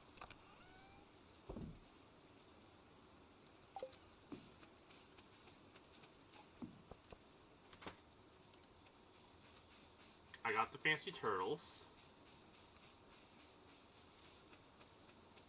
I don't really have any other goals besides that. Yeah, I guess we'll just wrap up the season.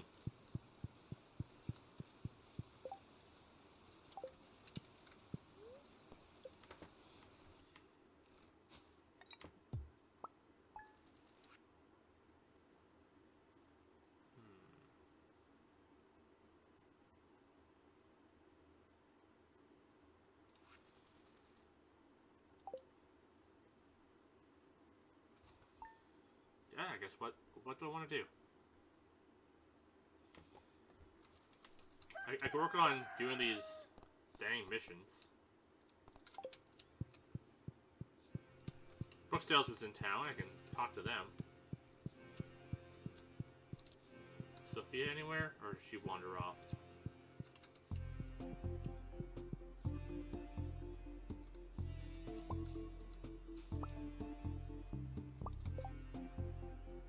Okay, yeah, so raisins are always 600. So really, dehydrating stuff isn't super valuable?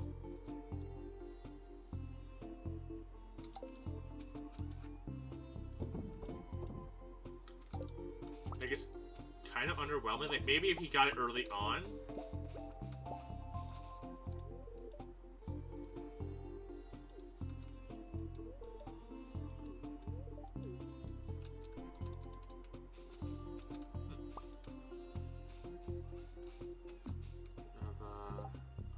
Barbarian.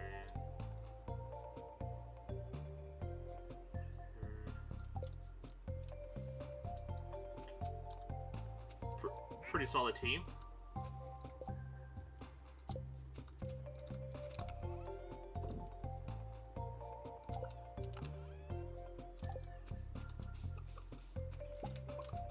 Hey, Turtle. Hi, buddy.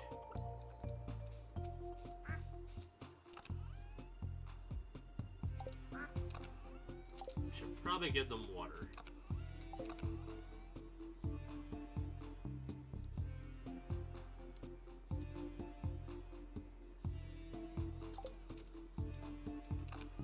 As soon as I can find my watering can.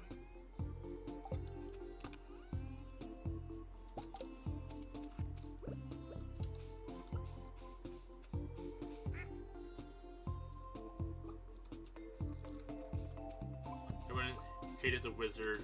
I tried to kill him twice. Hated the wizard as in you hate the like in-game fun roleplay stuff, or hated the wizard as you don't like the person playing the wizard. I'm gonna go off the fact that it was just, you know, fun roleplay stuff. But yeah, that sounds fun though.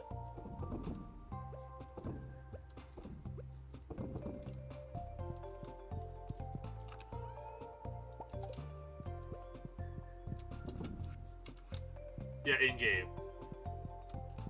Okay, good. Good.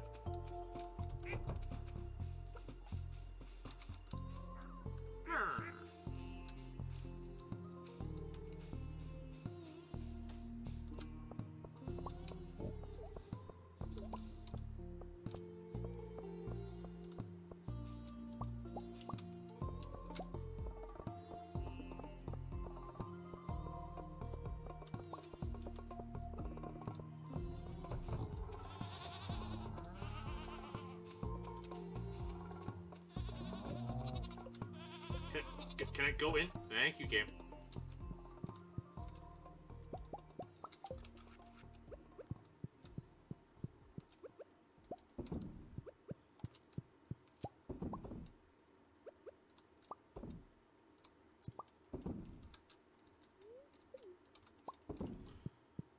Okay. Yeah, I actually kind of just don't know what to do. I guess we can make some more kegs. Since we got all this, no prison.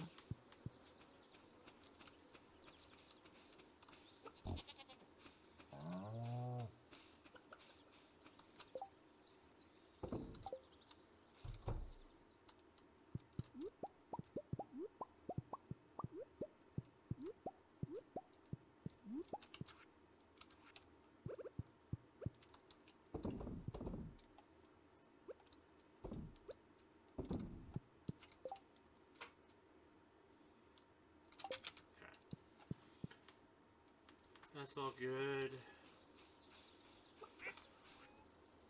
Throw this in here to sell.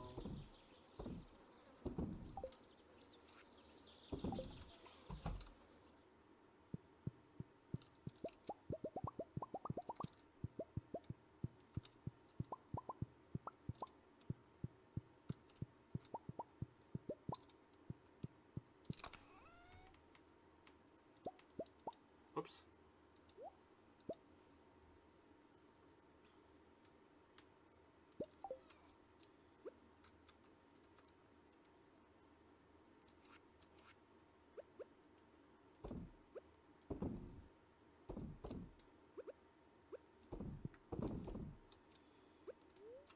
Don't eat the raw egg.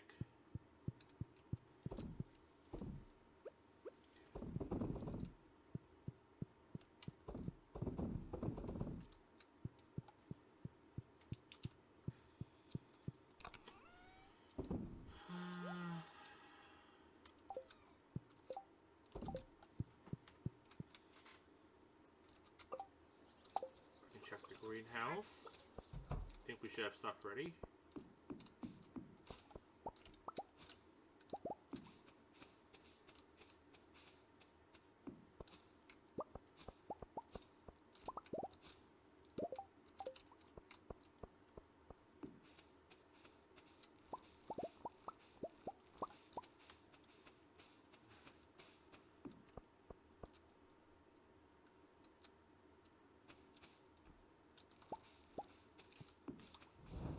Oh, jeez.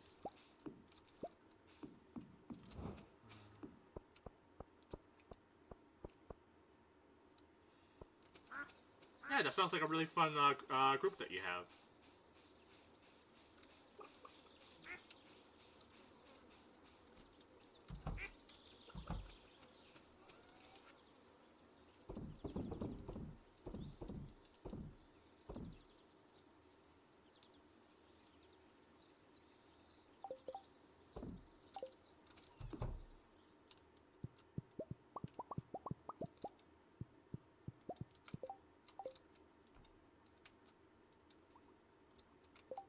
Oh, I guess I already used up the eggs. Didn't realize I did.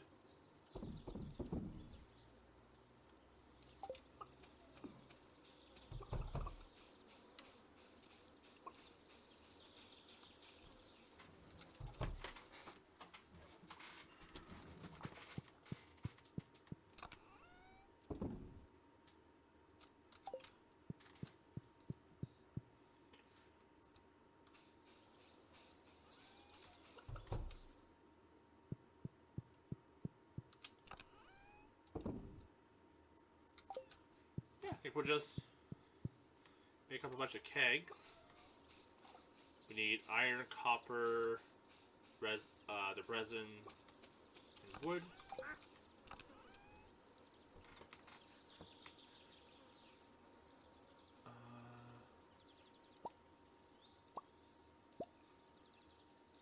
We're gonna need a bit more coal, or a bit more iron.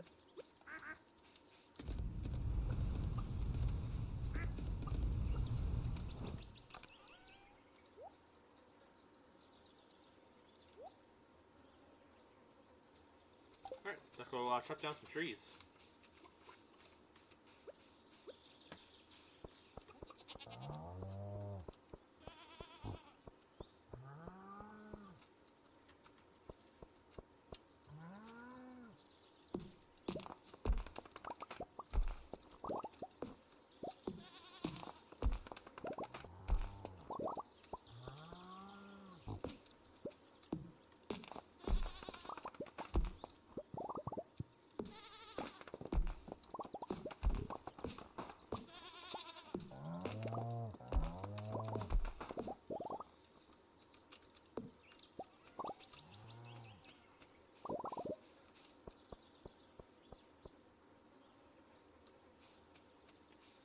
Yeah, that sounds like a fun dynamic.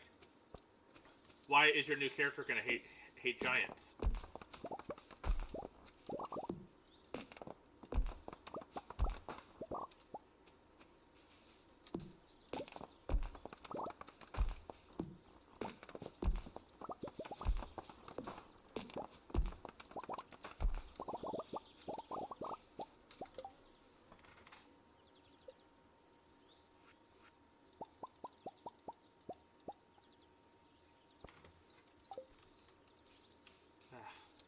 I'm gonna take my headset off for a little bit.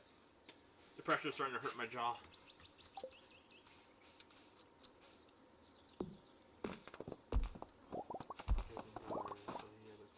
Okay. Is that your character's reason for adventuring? To try and rescue his family?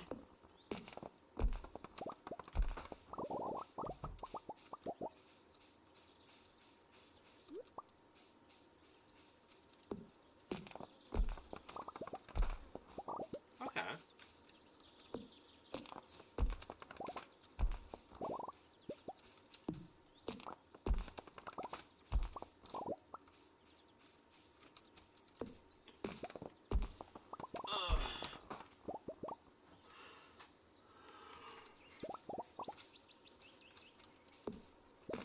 Your current D&D sessions, are they in person or are they online?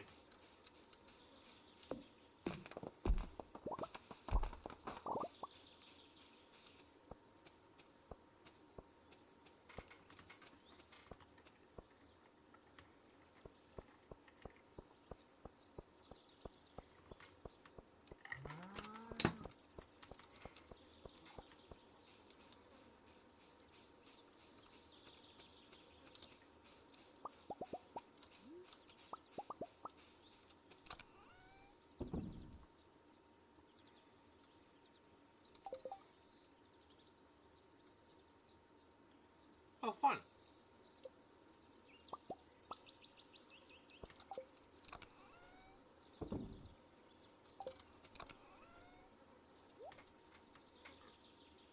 It should be every Monday after that.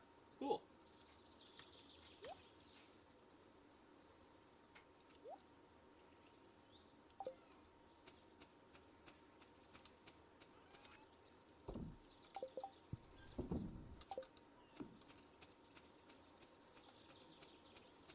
Oh, fun.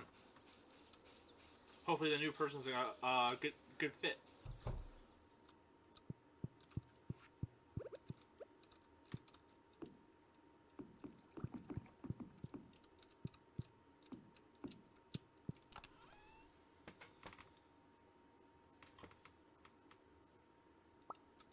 Can we turn this into wine? No. Okay.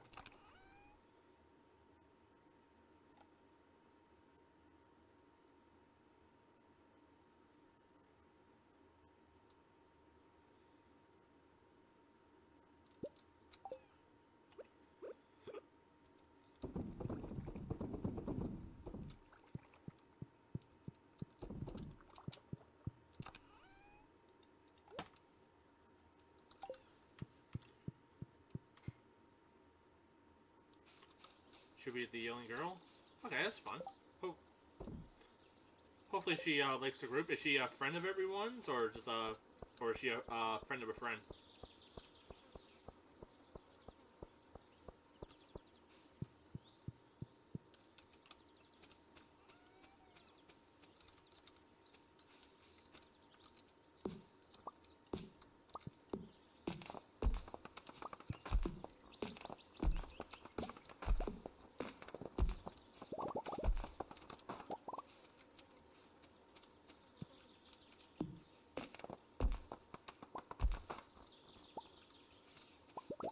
Okay. Yeah, hopefully she fits in.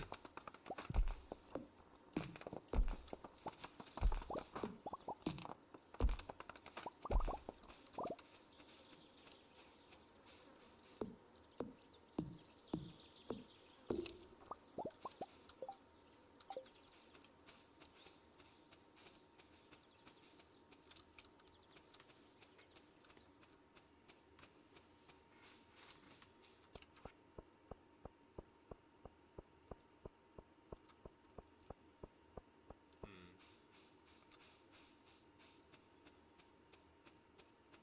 Throw everything in storage.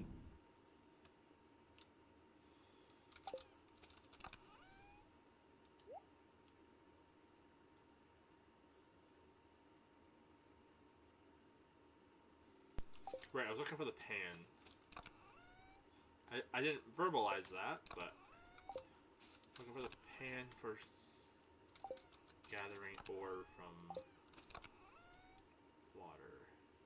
There it is. Now, usually panning for ore is never really worth it. Okay, so she's dating the friend who organized everything? Okay.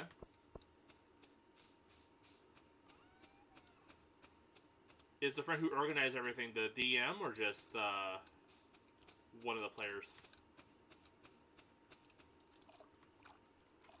Yeah, that sounds fun. Hopefully she fits in and everyone gets along.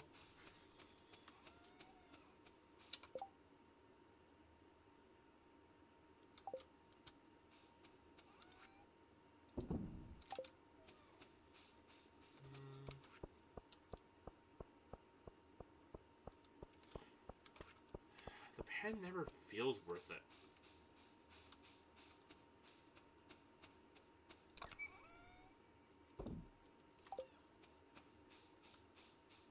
just like takes up an inventory slot, and occasionally may get a couple more ore. The wizard that everyone hates. Okay.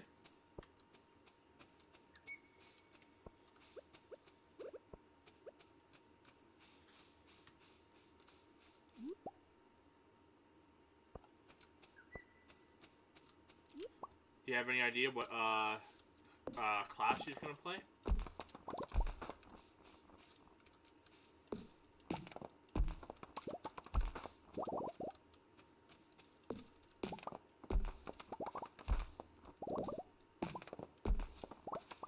Druid, I think. Oh, that's fun. Druids are pretty fun class to play as. When I was designing my first character, I was debating back and forth between Druid and Ranger. I settled on Ranger just because she got a pet, a companion, and I wanted her to be more bow focused. But Druids are very fun.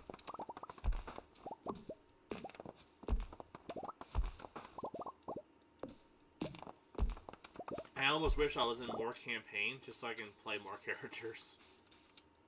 That's always the downside with D&D. There's so many characters you can play, but not enough campaigns to play in. Like, I feel like I could have like a campaign every day in a different group and still not have enough campaigns to play all the characters that I want to play as.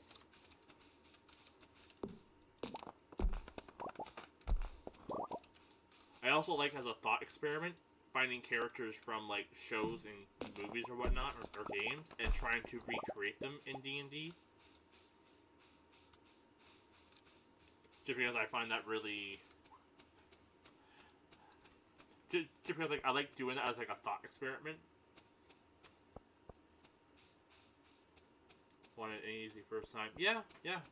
Fighters are really good for that, right? Like fighters, barbarians, they're very good at being like straightforward and simple.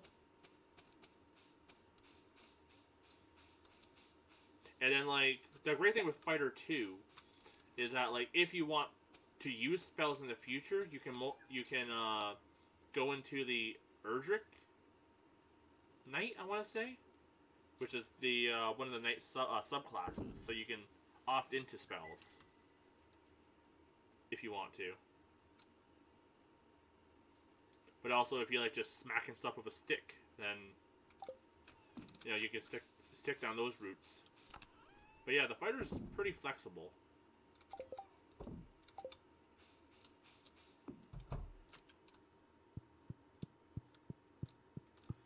Alright, this will be the last in-game day. We'll do the Moonlight Jellyfish Festival thing. Be a good wrap-up point. Wrap up for the series. Next week, as I mentioned before, I'll probably play Disgaea 2. I want to actually finish that.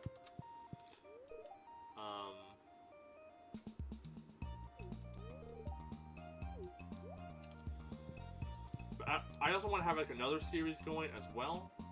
Like have like another games I swap in between. Because the one thing I know is like with playing Stardew is I just kind of took up the entire channel. And though I don't want to be pigeonholed into playing something, I also don't want to only play one game for multiple weeks. I feel like not having a variety is not ideal for streaming, but I don't know, we'll see. I'm debating on maybe doing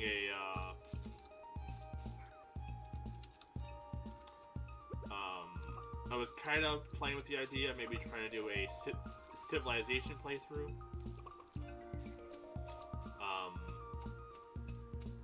But the only thing with Civ is I never finished any Civ campaign that I've done. So I feel like that's just going to be a series that I just drop at some point and not actually finish, which is why I'm hesitant on it. I could always get back into playing, what is it, Fallout New Vegas. I started playing that around Christmas time. Just before Christmas hit and I stopped, so I can always revisit that.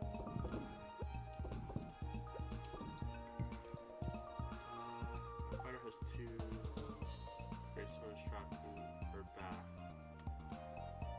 Was too long swords out of ways. Very melee oriented. Yeah. But yeah, it's still like if you wanted to experiment with magic down the road, you always could though. But yeah, that's awesome. You have like a plan for your character in mind. For my Dwarven Bard, like I started off wanting to be more of a support character, and then my campaign that I was in, like we lost a bunch of players, so I kind of ended up becoming like the team's makeshift tank, and now I'm kind of just like the team leader / everyman. So I'm kind of focusing my character to be a bit more of a tank with a lot of support. I was also thinking about potentially multi-classing into fighter, just to get some more health and options, but not 100% sure yet. Ranger, they get a little bit of magic, but aren't super magic oriented. Yeah.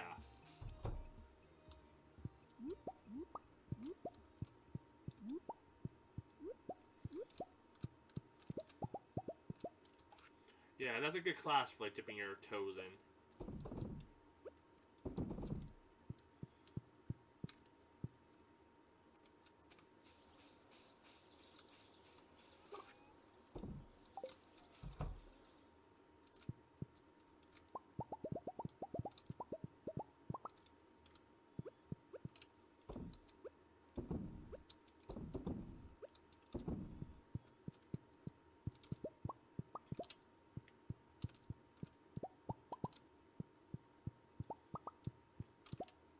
Being the, I think Arcane Rogue is also a pretty good option for a kind of mixed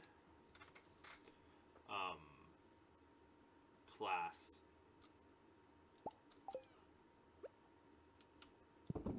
That's like mostly melee, but with a little bit of magic dabbling.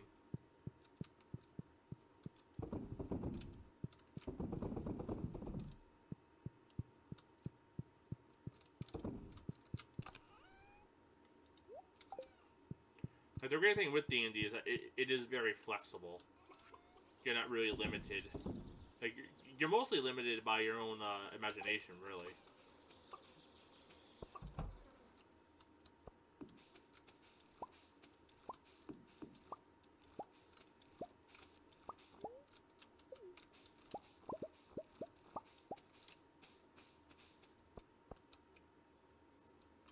And because like the encounters and stuff are all made by your DM, you don't really like unless it's like someone's like preference. You don't even need to like min max or anything like that. You can just make a character that's like against type, and still have a good time. Warlock or sorcerer someday, yeah.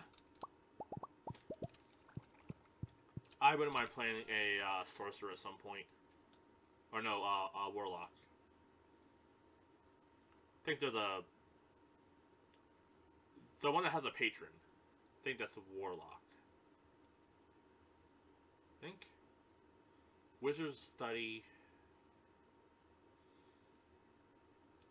sorcerers. I'm blanking on it.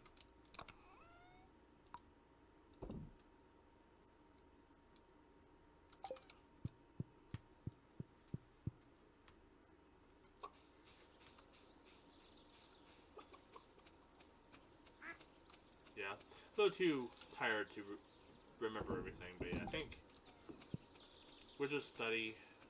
Sorcerers are gifted their magic.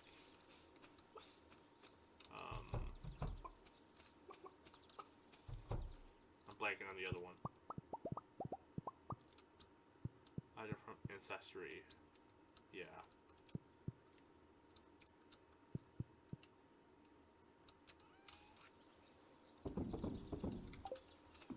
I also wouldn't mind playing a Artificer at some point.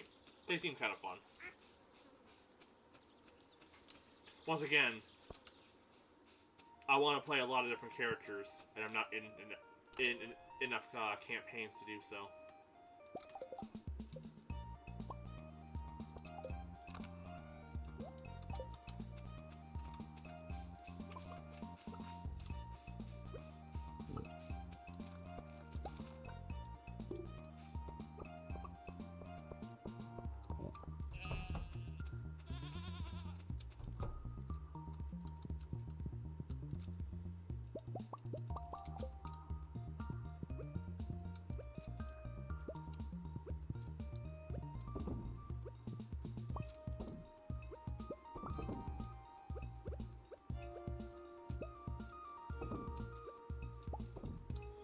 Yeah, so still thinking like about what I want to play next week. I need to buy an Artificer on D&D Beyond. Ah, I see. Yeah, I heard that D&D Beyond got rid of their like I didn't even know about this until recently, but they used to be able to buy just separate classes and stuff, but now they changed it so you have to buy like the entire book. Like, I bought all like the physical copies of the book just because I like having physical copies of stuff, but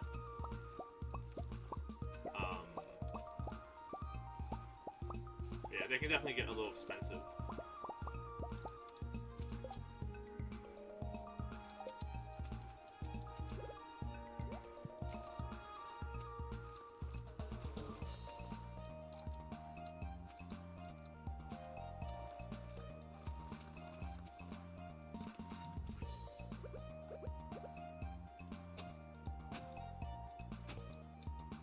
I don't really use D&D Beyond though.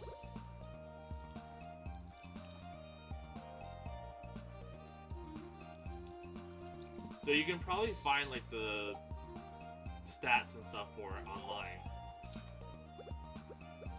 I know there's a lot of sources for stuff like that.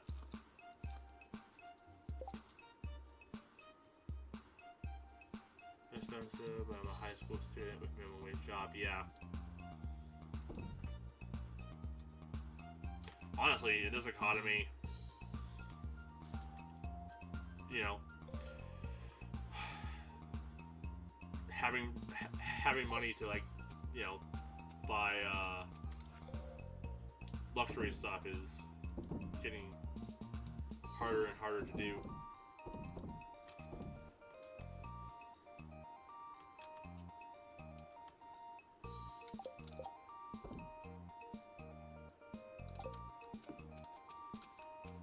I keep forgetting about my tea tree.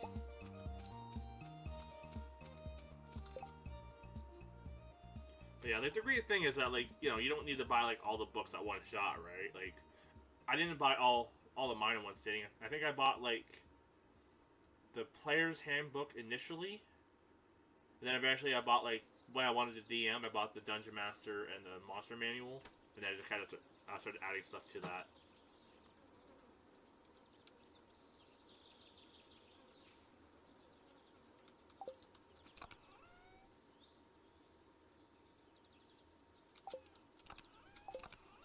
So I think they're more money now. Like when I first bought these,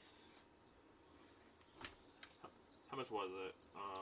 $58 Canadian. I think they're now like $68, $70 now. Because inflation's a bitch, but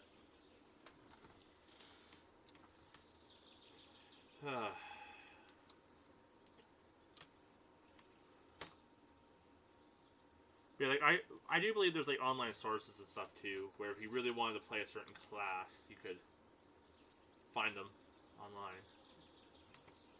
Player's manual and a dice set for my birthday, but that's about all I got. Pretty good start though. Like really, all you need is like the player's manual. Does your DM have the other books, or do they just have the player's manual as well?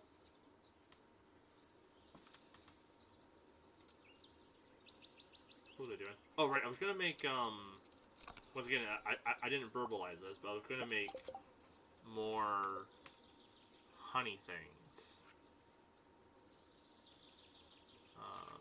Beehives. Why does a beehive or a bee house need coal? I don't really see them as... I don't get some of the choices for crafting materials.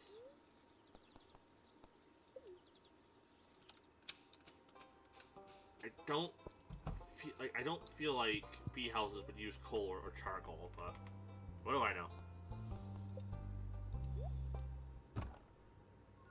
Got some books, but not all. Okay.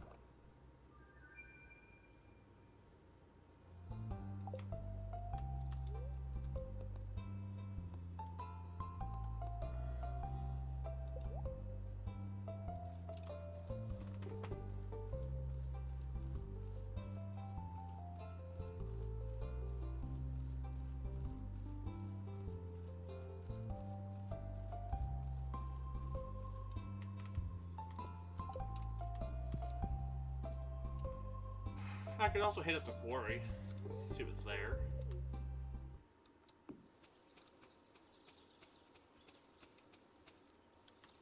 Nothing crazy. I'll grab all these coal rocks, though. You got some of the books, but not all. Okay.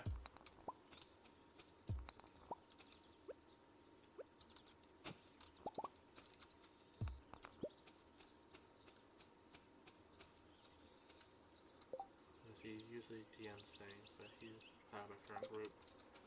I see.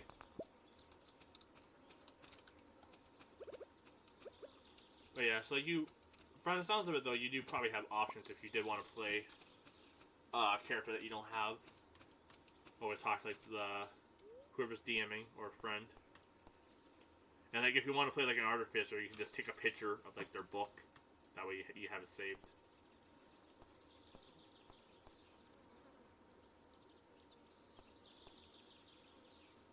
Bust up. I forgot what I was doing for a second.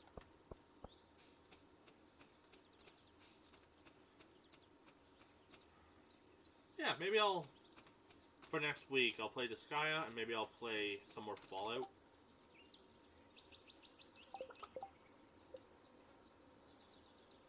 Oh, we need iron bars too. That's 7.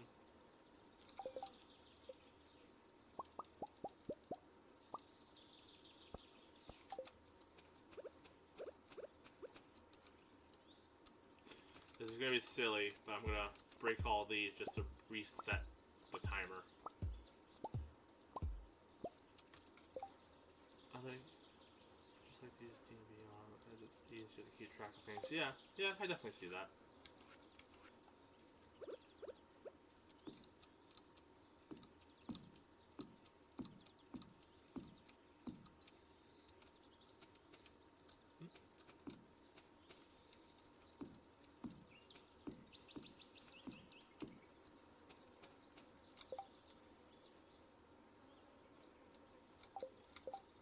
Make 2 more. What do I need? Iron? Can do that.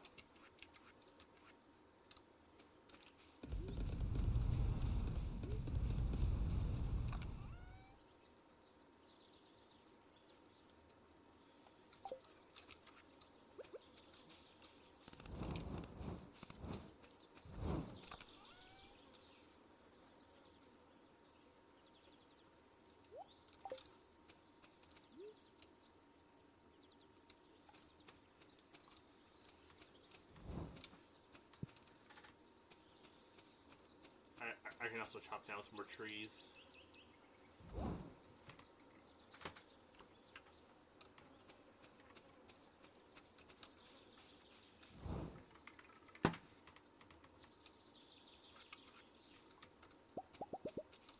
I'd also like to try to play Pathfinder a bit more.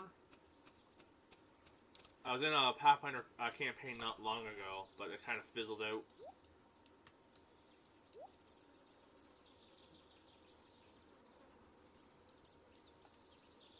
I was also getting ready to like join like a Monster Hunter campaign that was kind of set in, or a Pathfinder campaign that was set in like the Monster Hunter universe, but also didn't really pan out. Pathfinder is very similar from what I've done, played to D&D, but it's a bit more flexible in what like it's very customizable with what you can do with your characters. But I also can see that being very intimidating. So like you can pick like very specific. So like rather than like in D&D having like very specific like your strength kind of covers all your strength based things. Pathfinder's kind of the same way, but you can more specialize in like your character is very good at climbing, um, kind of thing. So rather than having just like strength athletics, you have like strength rock climbing or something like that. So it's a bit more customizable. But I can also like if that is your first experience, I can definitely see it being very overwhelming. Um, and like that's definitely a game where like with D&D you can kind of get away not really knowing the rules. With Pathfinder, it's very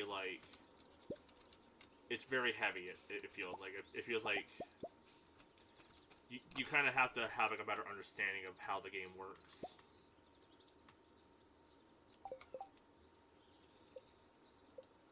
But like if D&D is your thing, I can definitely see you liking Pathfinder. But it's definitely very like heavy initially. I can do one more.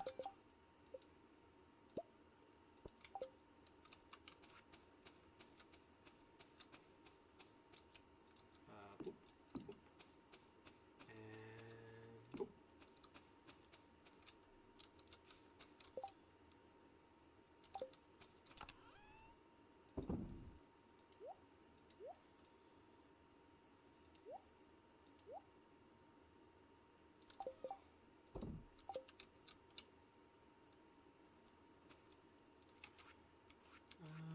Yeah, I guess we'll just make our way down to the beach, to the ceremony.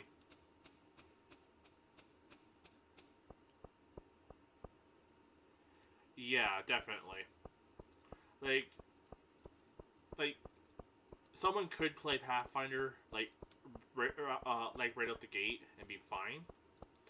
But D&D, especially 5th edition, is a lot more newbie friendly.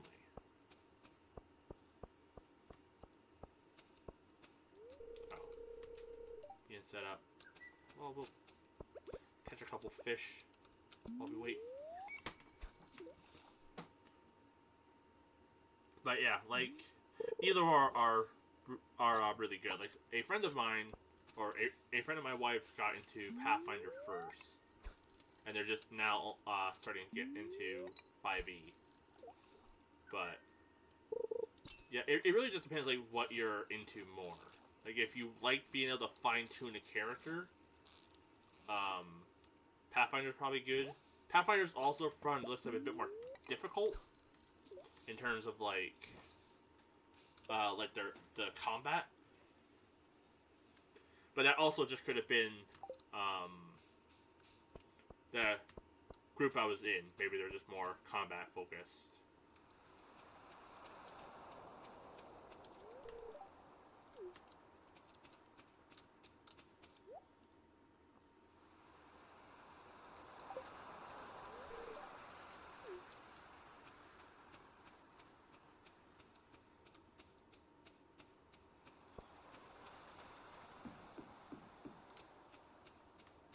Yeah, maybe I'll do a poll on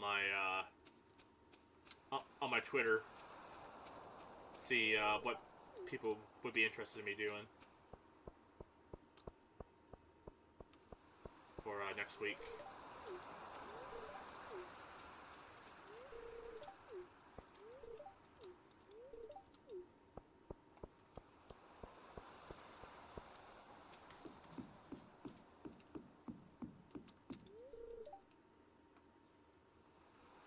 Have I played Ori?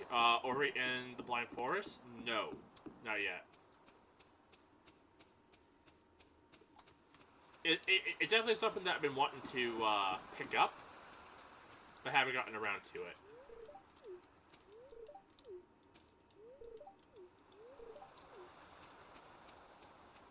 Like, I know it goes on sale quite a bit for like $5 or $6 or something like that. Ow. My thumb just cracked.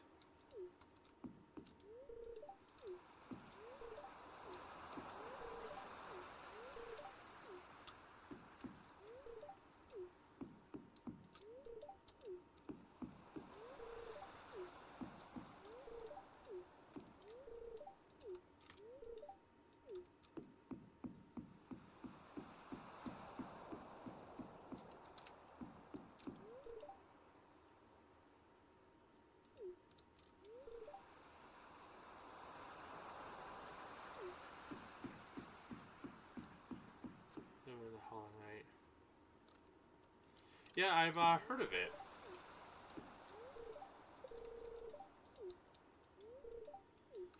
Like, I do like Metroidvania games, so I wouldn't mind checking it out at some point.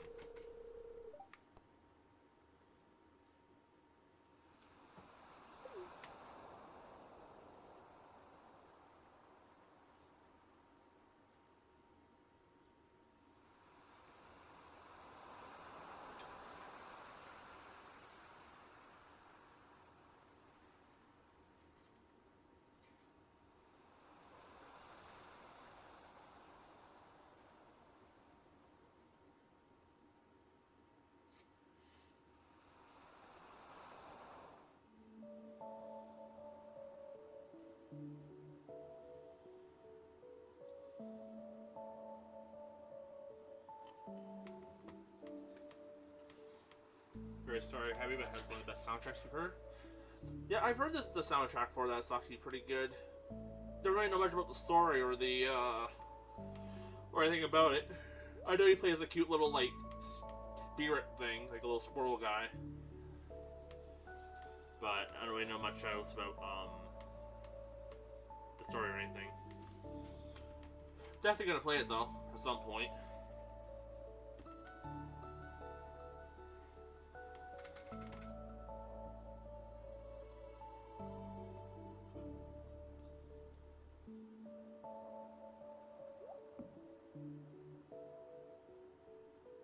Oh really? More story heavy than some Zelda games?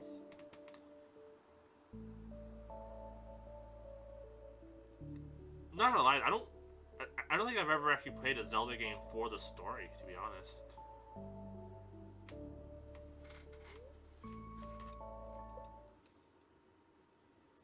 And I couldn't, honestly, with Zelda, I couldn't get into Tears of the Kingdom. Like I liked Breath of the Wild quite a bit, but there's just something about Tears I just could not get into. Which was a shame because I was really looking forward to it. I just could not get into the game very well. But this should wrap up the stream. I'm gonna switch over to my webcam just to kind of talk directly to the camera for now. My favorite video game franchise. Zelda's really good. I haven't played all of them. I've played like 80% of them, I would say. I played uh the original 2, Link to the Past, the 3DS like pseudo sequel to Link to the Past, uh, Ocarina of Time, Majora's Mask. I played a little bit of Minish Cap. Never finished it or anything. The Game Boy game that they remade for the Switch, I played that. Um, yeah, the other games are pretty hard to find.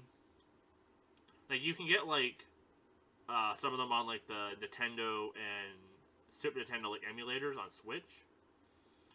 Uh, but yeah, they're definitely a bit of a challenge, that's for sure.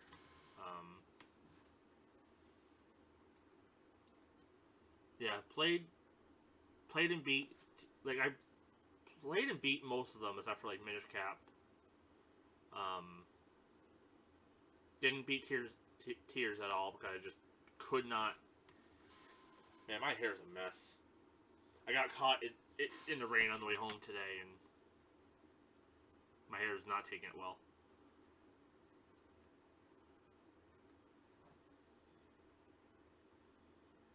Yeah, getting a hold of the older ones would be difficult. Not impossible. And like, of course, there's always like emulators and stuff too. But I do believe that the Switch does have them, if I'm not mistaken. I could be wrong though.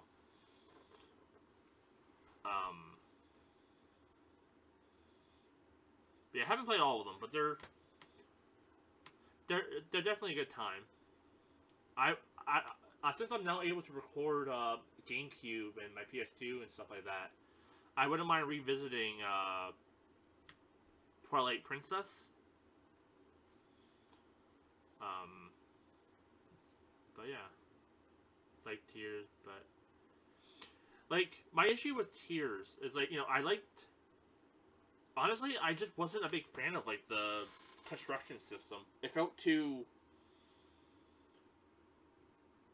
forced. The construction system. Um, like I know I just couldn't get into it. Like playing it also like kind of hurt my hands. Like it really made the arthritis hurt. Like playing that game for like an hour, felt like I played it for 8. Um, so like, it wasn't very like handicap friendly. Um, and like though I liked the building system initially, maybe like you unlock something later on, but having to make a whole new vehicle, I think every time there's like a quest, kind of got to me a little bit. Like every time like the sign guy wanted help holding his sign up, you had to make a whole new thing.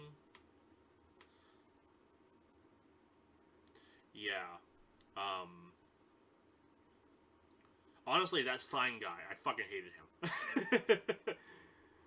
Like he was everywhere. He needed help with everything. I got so tired of him just being everywhere needing help. Um, yeah, like, I think if I could have saved vehicle designs, so like if you could have like made like let's say a cart, and then you were able to like save that design in like a capsule, and then use that like vehicle, I think I would have liked it a bit more. But having to make something on the fly every time, man, my hair is just a disaster. Uh, you never got auto build? Didn't even know that was a thing.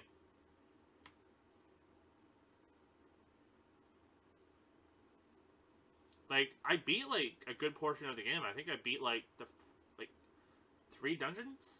I want to say, but yeah, if there was an auto build feature, I did not know of it.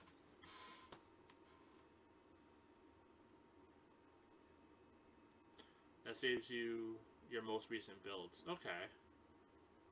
Yeah, never got that. I don't know where you get that. But yeah, that's one of my main issues.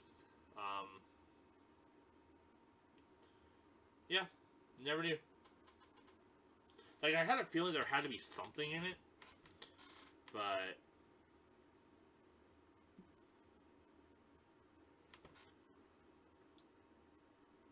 yeah, I don't think I ever got that. I beat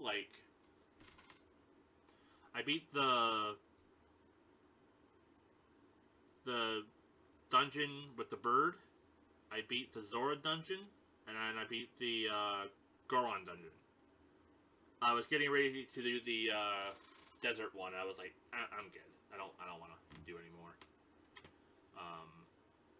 And like with the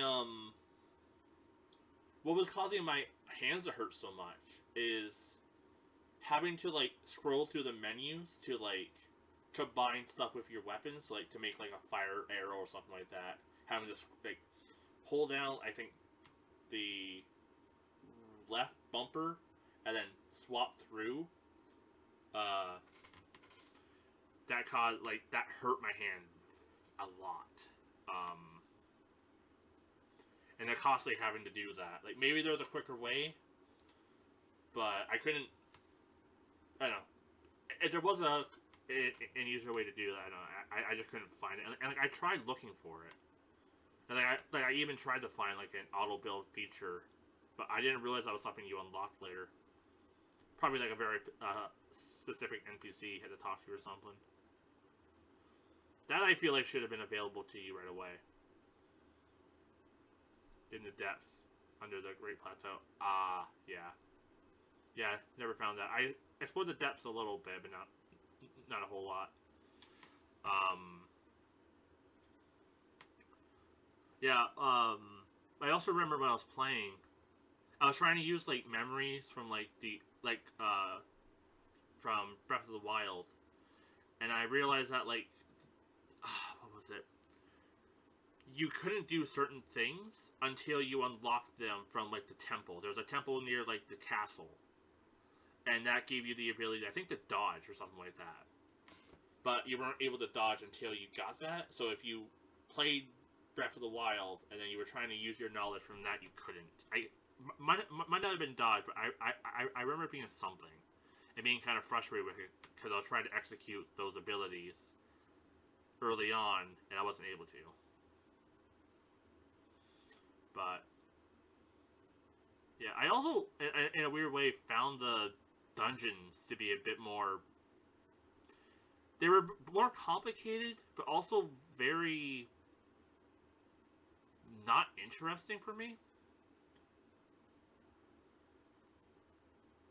Like the Goron dungeon, I just fucking skipped that. I made a vehicle, rocketed to the top, and just beat the boss. Most of it was accidental too. But like, I really did not want to do the whole cart thing. It felt so tedious. I was like, fuck this. I accidentally kind of flew past everything, and I was like, I wonder if I can just get to the end. Yeah.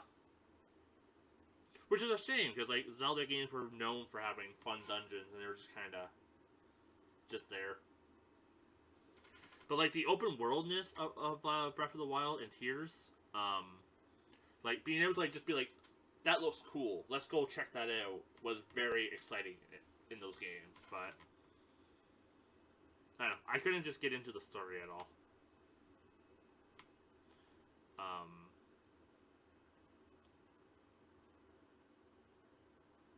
The Tears boss is pretty good. Honestly, yeah, for the most part, for the ones I did. I don't remember the bird boss. I vaguely remember the centipede or whatever it was for the Goron. There's a spider boss somewhere too, right? Goma. Remember Goma being somewhere too.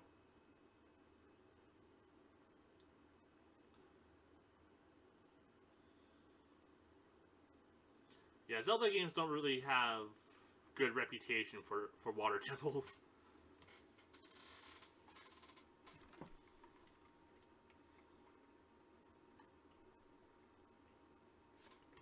Oh, I just realized I don't have chat display. Let me switch over and just make my webcam bigger for this. Just so people can see what you're saying. Right now this has been a one-sided conversation. There we go. But when was the giant flying ice monster?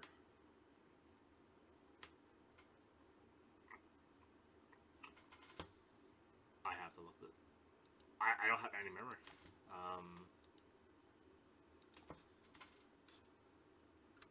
Tears of the Kingdom. Wind boss. Oh yeah, that guy. Yeah. I remember him being very frustrating.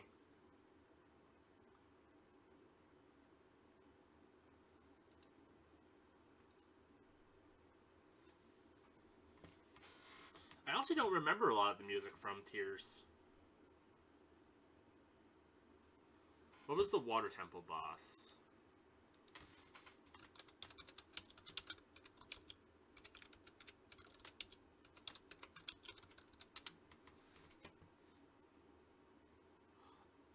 Oh. Oh yeah, yeah, the little fucker who kept on like running away and like yeah. I apparently blocked most of the boss fights in this game. Yeah, I remember this little shit now. Yep, that brought back very frustrating memories.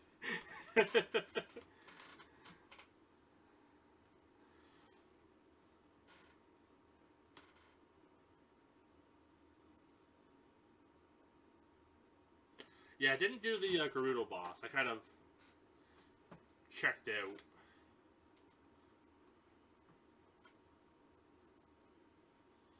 Yeah, like it in a weird way, I felt like Tears was almost. It felt like it was almost too similar to Breath of the Wild. I don't know. I can't really explain why I couldn't get into it. I can look at Breath or Tears of the Kingdom and be like, this was a good game. It just wasn't a game for me. In all honesty, like it was a solid game, just could not get into it, and it hurt my hands a lot. So trying to get into it was just painful. Lightning Temple was probably the best one. Did I do the Lightning Temple? There's only 4 temples, right?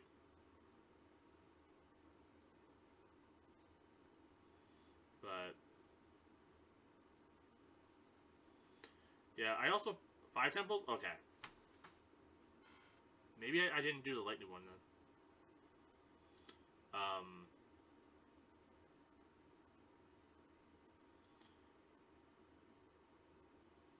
but yeah, I also wasn't fond of the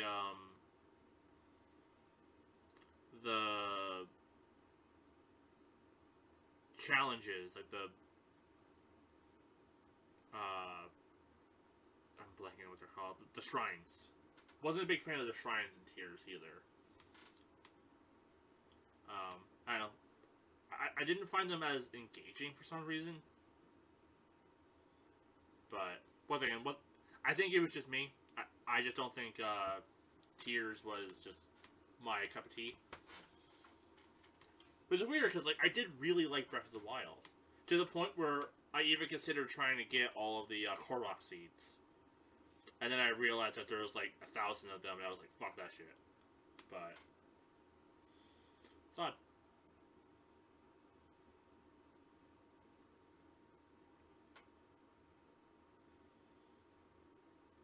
Now, maybe because like Tear or Breath of the Wild gave you all your tools out the gate, and maybe the fact that like Tears didn't, you had to like kind of find your tools, which is fine.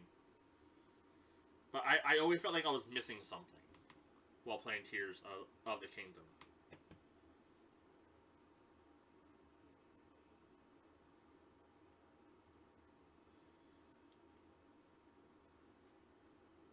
Like anytime I came across an obstacle in Tears of the Kingdom, I felt like, okay, I clearly don't have the item for this.